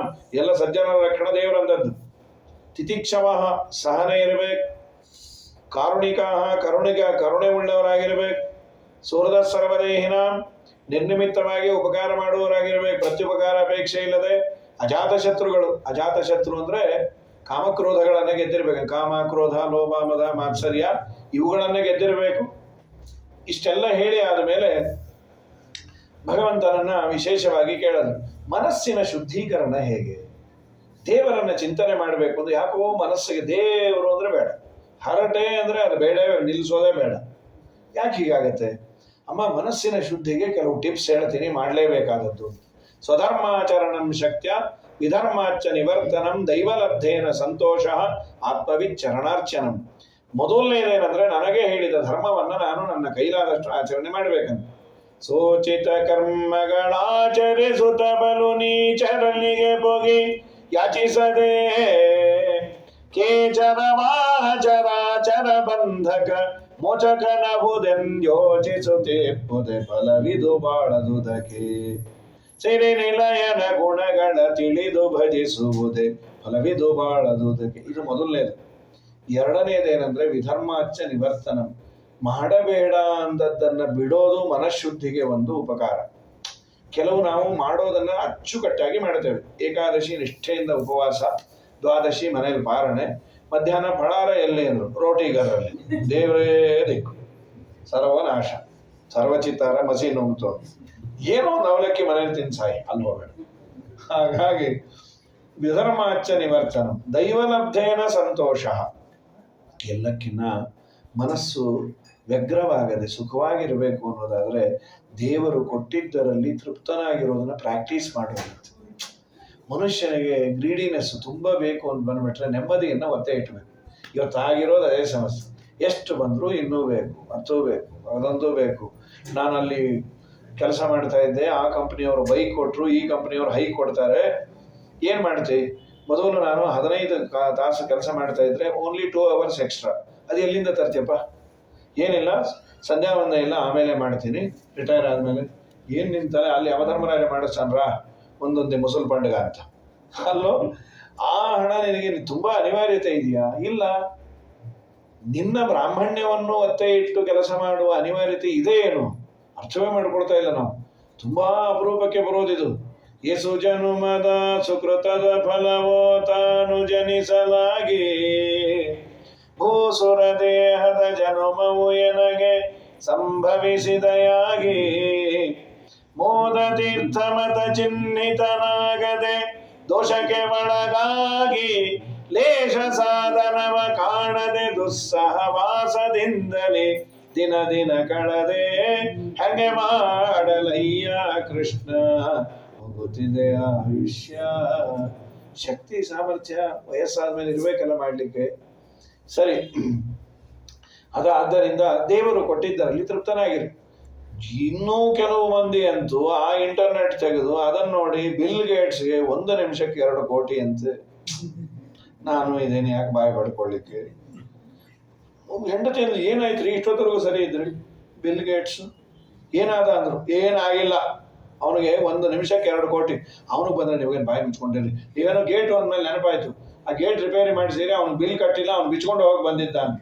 ನೀ ಗೇಟ್ ಬಿಲ್ಲು ಕಟ್ಲಿಕ್ಕಾಗದೆ ಇರೋ ತಿರುಬೋಕಿ, ಅವನು ಬಿಲ್ ಗೇಟ್ಸ್ ಕಟ್ಟಿಕೊಂಡು ಯಾರಿಗೋ ಏನಿದೆ ಅಂತಲ್ಲ, ನನ್ನ ಪಾಡಿಗೆ ನನ್ನ ಸಾಧನೆಯನ್ನು ಮಾಡಿಕೊಂಡಿದ್ದೇನಾ? ನಿತ್ಯ ಶುಭಕೃತಿಯೊಳಚ್ಚುತನಂಗ್ರಿಗಳರ್ಚಿಸಿ ಮೆಚ್ಚಿಸುತ್ತೆಚ್ಚರದಿ ತುಚ್ಛ ವಿಷಯಗಳ ನಿಚ್ಛಿಸದಲೆ ಯದೃಚ್ಛ ಲಾಭದಿಂ ಪ್ರೋಚ್ಚನಾಗುವುದೇ ಫಲವಿದು ಬಾಳದುದಕ್ಕೆ. ಸಿರಿ ನಿಲಯನ ಗುಣಗಳ ಒಂದು ಹಂತಕ್ಕೆ ನಾವು ರಿಯಲೈಸ್ ಮಾಡಿಕೊಳ್ಳೋ ಕಾಲಕ್ಕೆ ಕಾಲ ಮಿಂಚಿ ಹೋಗಿರುತ್ತೆ. ಓ, ಹಣ ಮುಖ್ಯ ಅಲ್ಲ, ಬಂಧು ಬಾಂಧವರು, ಆತ್ಮೀಯತೆ, ಸಾಧನೆ ಮುಖ್ಯ ಅನ್ಬೇಕಾದ್ರೆ 80 ವರ್ಷ ಆಗಿರುತ್ತೆ. ಹಾಗೆಯೇ ಏನು ಕಣ್ಣು ಕಾಣಿಸ್ತು, ಕಿವಿ ಕೇಳಿಸ್ತು, ಅವರಂತ ಹೇಳು ಇವರಂತ ಹೇಳು. ರಾಯರೇ ಮಾರ್ಕೆಟ್ಗೆ ಹೋಗಿದ್ರ? ನಾನು ಯಾಕೆ ಮಾರ್ಕೆಟ್ಗೆ ಹೋಗ್ಲಿ? ಹೌದಾ, ಸರಿ, ನಾ ಮಾರ್ಕೆಟ್ಗೆ ಹೋಗಿಲ್ಲ ಅನ್ಕೊಂಡೆ.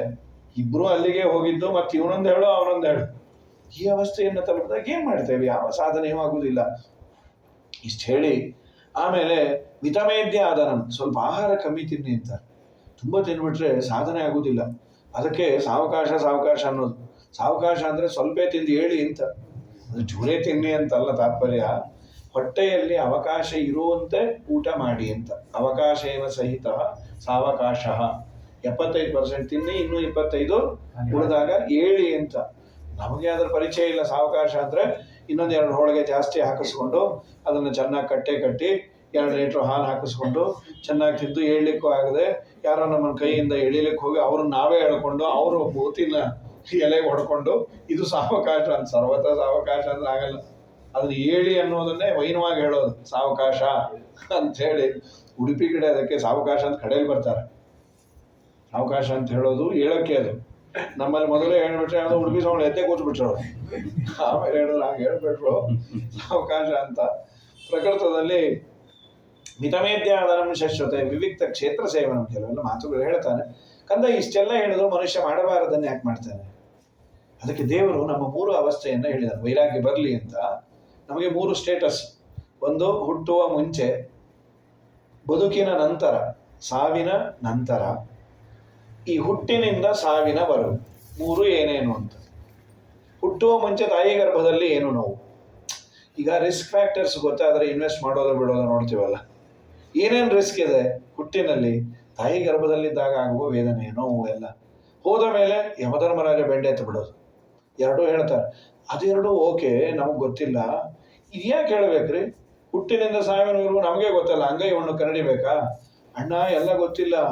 ಏನಾಗುತ್ತೆ ಏಜ್ ಗ್ಯಾಪ್. ಈಗ ನನಗೆ 15ರಿಂದ 30-35 ವರ್ಷದವರೆಗೂ ಯಂಗ್ ಅಂಡ್ ಎನರ್ಜೆಟಿಕ್ ಆಗಿರ್ತೀನಿ. ಆಗ ವಯಸ್ಸಾದವ್ರು ನೋಡಿದ್ರೆ ನನಗೆ ಒಂಥರ ಅಸಡ್ಡೆ. ಅಯ್ಯೋ ಏನೋ ಕಾಲು ನೋವು ಅಂತಾರೆ ರೀ, ನಂಗೇನೋ ನಂಬಿಕೆ ಇಲ್ಲ ಅಂತ. ನಿಂಗೆ ಬಂದರೆ ಗೊತ್ತಾಗುತ್ತೆ. ಏನಾಗುತ್ತೆ, ಈ ಆರ್ಥ್ರೈಟಿಸು ಹಾಳಾಗೋಗ ಅದು ಊದಲ್ಲ ಗೀದಲ್ಲ, ನೋವು ನೋವು ನೋವು ಅಡ್ಡಾಟ ಎಲ್ಲರ ಮನೆಯಲ್ಲೂ ಇದ್ದದ್ದು. ಇನ್ನೂ ಹೇಳಬೇಕಂದ್ರೆ ಈ ಪಾಪ ಎಲ್ಲ ತಾಯಂದ್ರಿಗೆ ಮಕ್ಕಳು ಬುದ್ಧಿವಂತರಾಗಲಿ ಅಂತ ಅಪೇಕ್ಷೆ. ಅವಳು ಏನು ಮಾಡ್ತಾಳೆ, ತನ್ನ ಮಗಂಗೆ ಹೊಡೆದು ಬಡದು ಹೋಮ್ವರ್ಕ್ ಮಾಡು ಅಂತ. ಕೆಲವು ಮಕ್ಕಳು ಮೊಂಡು ಮಾಡಲ್ಲ, ಹೊಡೆದು ಊಟಕ್ಕೆ ಹಾಕಲ್ಲ ಪಾಪಿ ಅಂತ ಹೇಳಿ ಏನೋ ಅಂತೂ ಇಂಥ ಹೋಮ್ವರ್ಕ್ ಮಾಡಿ ಮುಳುಗಿಸ್ತಾನೆ. ಆಮೇಲೆ ಬಾ ಊಟಕ್ಕೆ, ಏನು ಬೇಕಾಗಿಲ್ಲ ಹಾಕಲ್ಲ ಅಂತೆಲ್ಲ, ನೀನೇ ತಿನ್ಕೋ. ಈ ಮಧ್ಯದಲ್ಲಿ ಅತ್ತೆ ಪ್ರವೇಶ ಮಾಡ್ತಾಳ. ಹಾಗನ್ಬೇಳೆ ಪಾಪ ಏನೋ ತಿಂದ ಹೀಗೆ ಸಣ್ಣಗೆ. ಬಾಯಿ ಮುಚ್ಚ್ರಿ ಅಮ್ಮ, ನೀವು ನಿಮ್ಮಿಂದಾನೇ ಅವನು ಹಾಳಾಗಿರೋದು. ನೀವು ನಿಮ್ಮ ಮಗಂಗೆ ಏನು ಓದಿಸ್ದೆ ನಂಗೆ ಕಟ್ಬಿಟ್ರಿ, ಗುಂಡಾಡಿ ಗುಂಡನ್ ಮಾಡಿ ಸಿಕ್ಕಿದ್ದೆ ನಾನು. ನಿಮ್ಮ ಮಗನೂ ಹೀಗೆ ಮಾಡಬೇಕು ಅಂತ, ಏವಂ ಪರಂಪರಾ ಪ್ರಾಪ್ತಂ ನೀವು ಅಂತ ಬೈದು ಆಮೇಲೆ ಇನ್ನೂ ಹೇಳ್ಬಿಡ್ತಾನೆ. ನಾನು ಇಷ್ಟು ದಿನದಿಂದ ಹೇಳಬೇಕು ಅಂದ್ಕೊಂಡಿದ್ದೆ, ಇವತ್ತು ಹೇಳೇ ಬಿಡ್ತೀನಮ್ಮ. ಏನು ಹೇಳ್ತೀಯಮ್ಮ?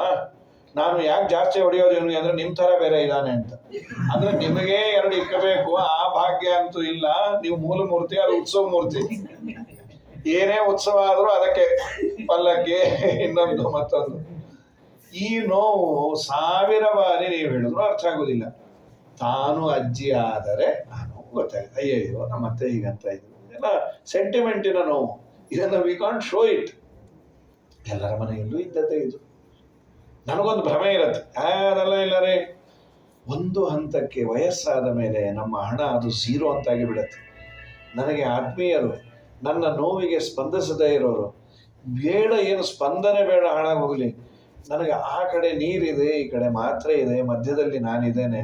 ಆ ಮಾತ್ರೆಯನ್ನು ನಾನು ತಗೊಳ್ಲಿಕ್ಕಾಗಲ್ಲ, ತಂದು ಕೊಡೋರು ಇಲ್ಲ ಅಂತಂದರೆ ನನ್ನ ಹತ್ರ 1000 ಕೋಟಿ ಇದ್ದೇನು ಪ್ರಯೋಜನ?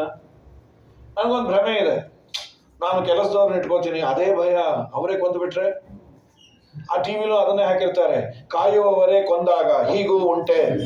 ಅದು 100 ಸಲ ತೋರಿಸ್ಬಿಡ್ತಾರೆ. 3 ಜನ ಪ್ಲಾನ್ ಮಾಡಿ ಹೀಗಾಗಿದೆ, ಮುಂದೆಂದು ನಾಳೆ ಕಾಯ್ದಿರಿ, ಇವ್ರ ಮಗ ಸ್ವಲ್ಪ ಹೋದ ಅನ್ನೋದಕ್ಕೆ ಇಟ್ಟು ಇವನು ಭಯ.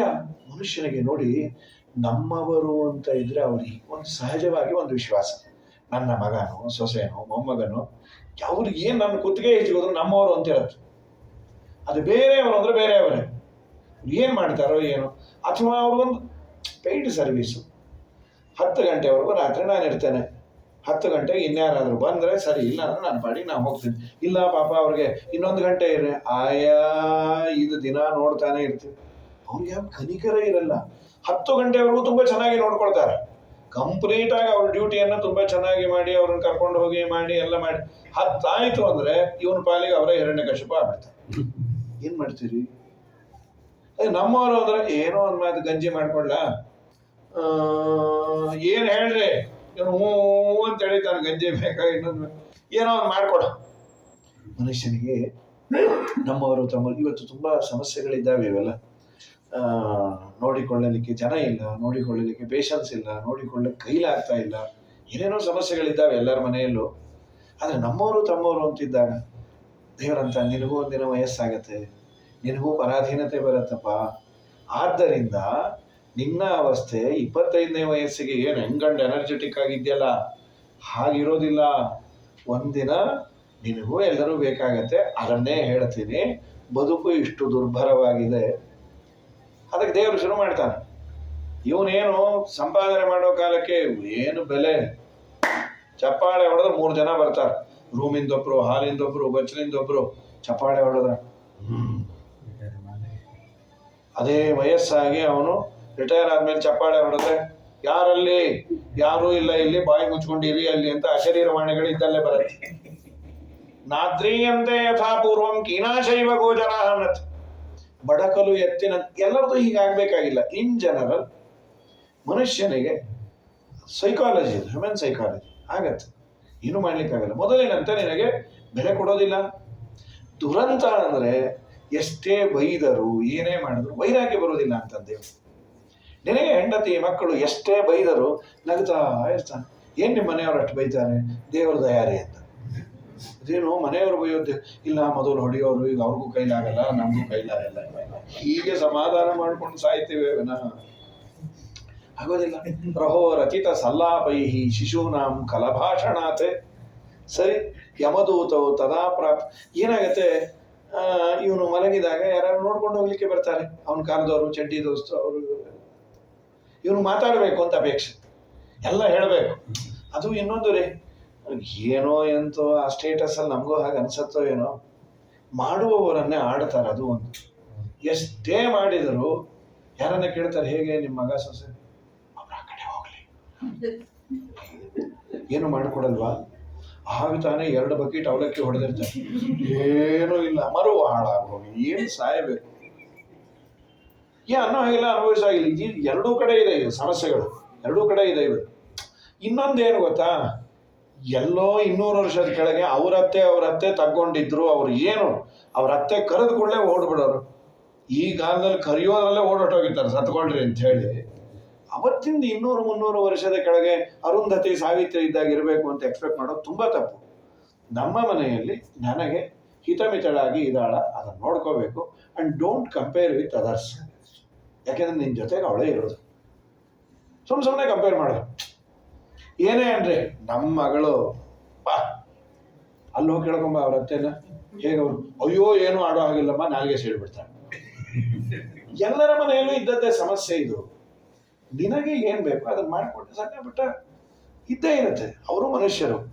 ನಮ್ಮ ಸ್ವಾಮಿಗಳಿಗೆ ಮೇಲಿನ ಮೇಲೆ ಹೇಳ್ತಿರ್ತಾರೆ, ಹೊಂದಿಕೊಳ್ಳೋದು ಇಬ್ಬರ ಕೈಯಲ್ಲಿದೆ, ಬಿಡಿಸ್ಕೊಳ್ಳೋದು ಒಂದೇ ಕ್ಷಣ. ಹೊಂದಿಕೊಂಡಿದ್ರೆ ಸಂಸಾರ ಇಳಿ ವಯಸ್ಸಿನಲ್ಲಿ ಬೇಕಾಗತ್ತೆ. ಸರಿ, ಆಗ ಏನಾಗತ್ತೆ, ಇವನು ಮಾತಾಡ್ಬೇಕು. ವಾಚ್ಯಮಾನೋಪಿನ ಅಬ್ರೂತೆ, ದೇವರು ಮಾತು ಕಿತ್ಕೊಂಡ್ಬಿಟ್ಟಿರ್ತಾರೆ. ಏನೇನೋ ಸಣ್ಣ, ಯಾರಿಗೇನು ಅರ್ಥ ಆಗಬೇಕು, ಅರ್ಥ ಆಗೋದಿಲ್ಲ. ಏನ ಬೆಳ್ಳಿ ತಮಗೇನ ಕೊಡ್ತೀವಿ, ಆಯ್ತಾ, ಹೋದ್ಮೇಲೆ ಅಂತ ಯಾರಿಗೆ ಗೊತ್ತಾಗಬೇಕು. ಅವ್ರು ಹೇಳಿದ್ದು ತಾಮ್ರ ತಮಗೇನು ಕೊಡಬೇಡ್ರಿ ಅಂತ ಈ ಪಾಪಿ. ಅವ್ರು ದೊಡ್ಡದು ಅಂದ್ರು, ಇನ್ನು ಸುಮ್ಮನೆ ಬಿಟ್ರೆ ನಾನು ಸುಮ್ಮನೆ ಇನ್ನೇನು ಹೀಗಂದ್ರೆ ಹಂಡೆ ಕೊಟ್ರೆ ಕಟ್ಟ ಅಂತ.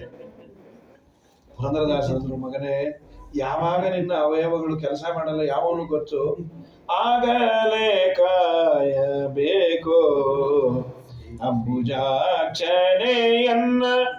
ಈಗ ನೀ ಕಾಯ್ದರೇನು, ಕಾಯದಿದ್ದರೆ ಏನು, ಆಗಲೇ ಕಾಯಬೇಕು. ಅನುಜತನುಜರುಂಟು, ಬಹುಹಣ ಮಣಗುಂಟು, ಚಿನ್ನ ಚೀನಾಂಬರ ಉಂಟು, ಉಪ್ಪರಿಗೆಯುಂಟು. ಮೊನ್ನೆ ಹುಟ್ಟಿದ ಗಂಡು ಮಗನೊಬ್ಬನು ಎನಗೆ ಉಂಟು, ಸನ್ನೆ ಗುಂದಿದಾಗ ಸಂಗಡ ಒಬ್ಬರ ಕಾಣೆ. ಹಾಗೆ ಯಾರು ಇರಲ್ಲ ನಮ್ಮಪ್ಪ, ಈಗೆಲ್ಲ ಇರ್ತಾರೆ. ನಾನು ಹಾಸಿಗೆ ಹಿಡಿದಾಗ ಎಲ್ಲರಿಗೂ ಬೇಡದವನಾಗಿ ಬಿಡ್ತೇನೆ. ಅವನದೇ ಹಣ ಇರ್ಬೋದು, ಅವನದೇ ಮನೆ ಇರ್ಬೋದು.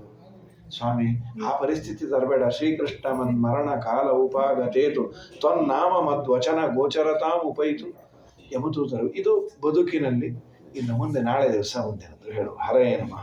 ಶ್ರೀಕೃಷ್ಣ ಅರ್ಪಣಮಸ್ತು. ಏನು ಹೇಳಿ, ಕೊಡ, ಬಗ್ಬೇಡಿ, ತುಂಬಾ ಬಗ್ಬೇಕಾಗುತ್ತೆ. ಹುಷಾರು ಹುಷಾರು ಅಂತೂ ಉಳಿತು ನೋಡ್ರಿ, ನಿಮ್ಮ ಅಪೇಕ್ಷೆನೆ. ನಾನಿದ್ದು ಅವನೇನು ಕಾಯಿ ಹೊಡಿಲಿಕ್ಕೆ ಹೋಗಿ ತುರ್ಕೊಂಡೇ ಬಂದ್ಬಿಡ್ತಾನೋ.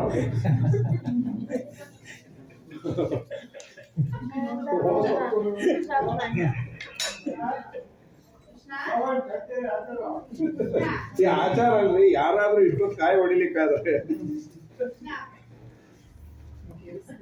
ಬಾಕಂಡ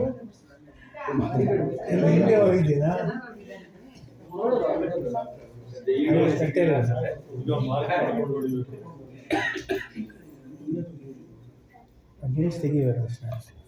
ಆಗಲೇ ಕಾಯಬೇಕು, ಕಾಯಬೇಕು.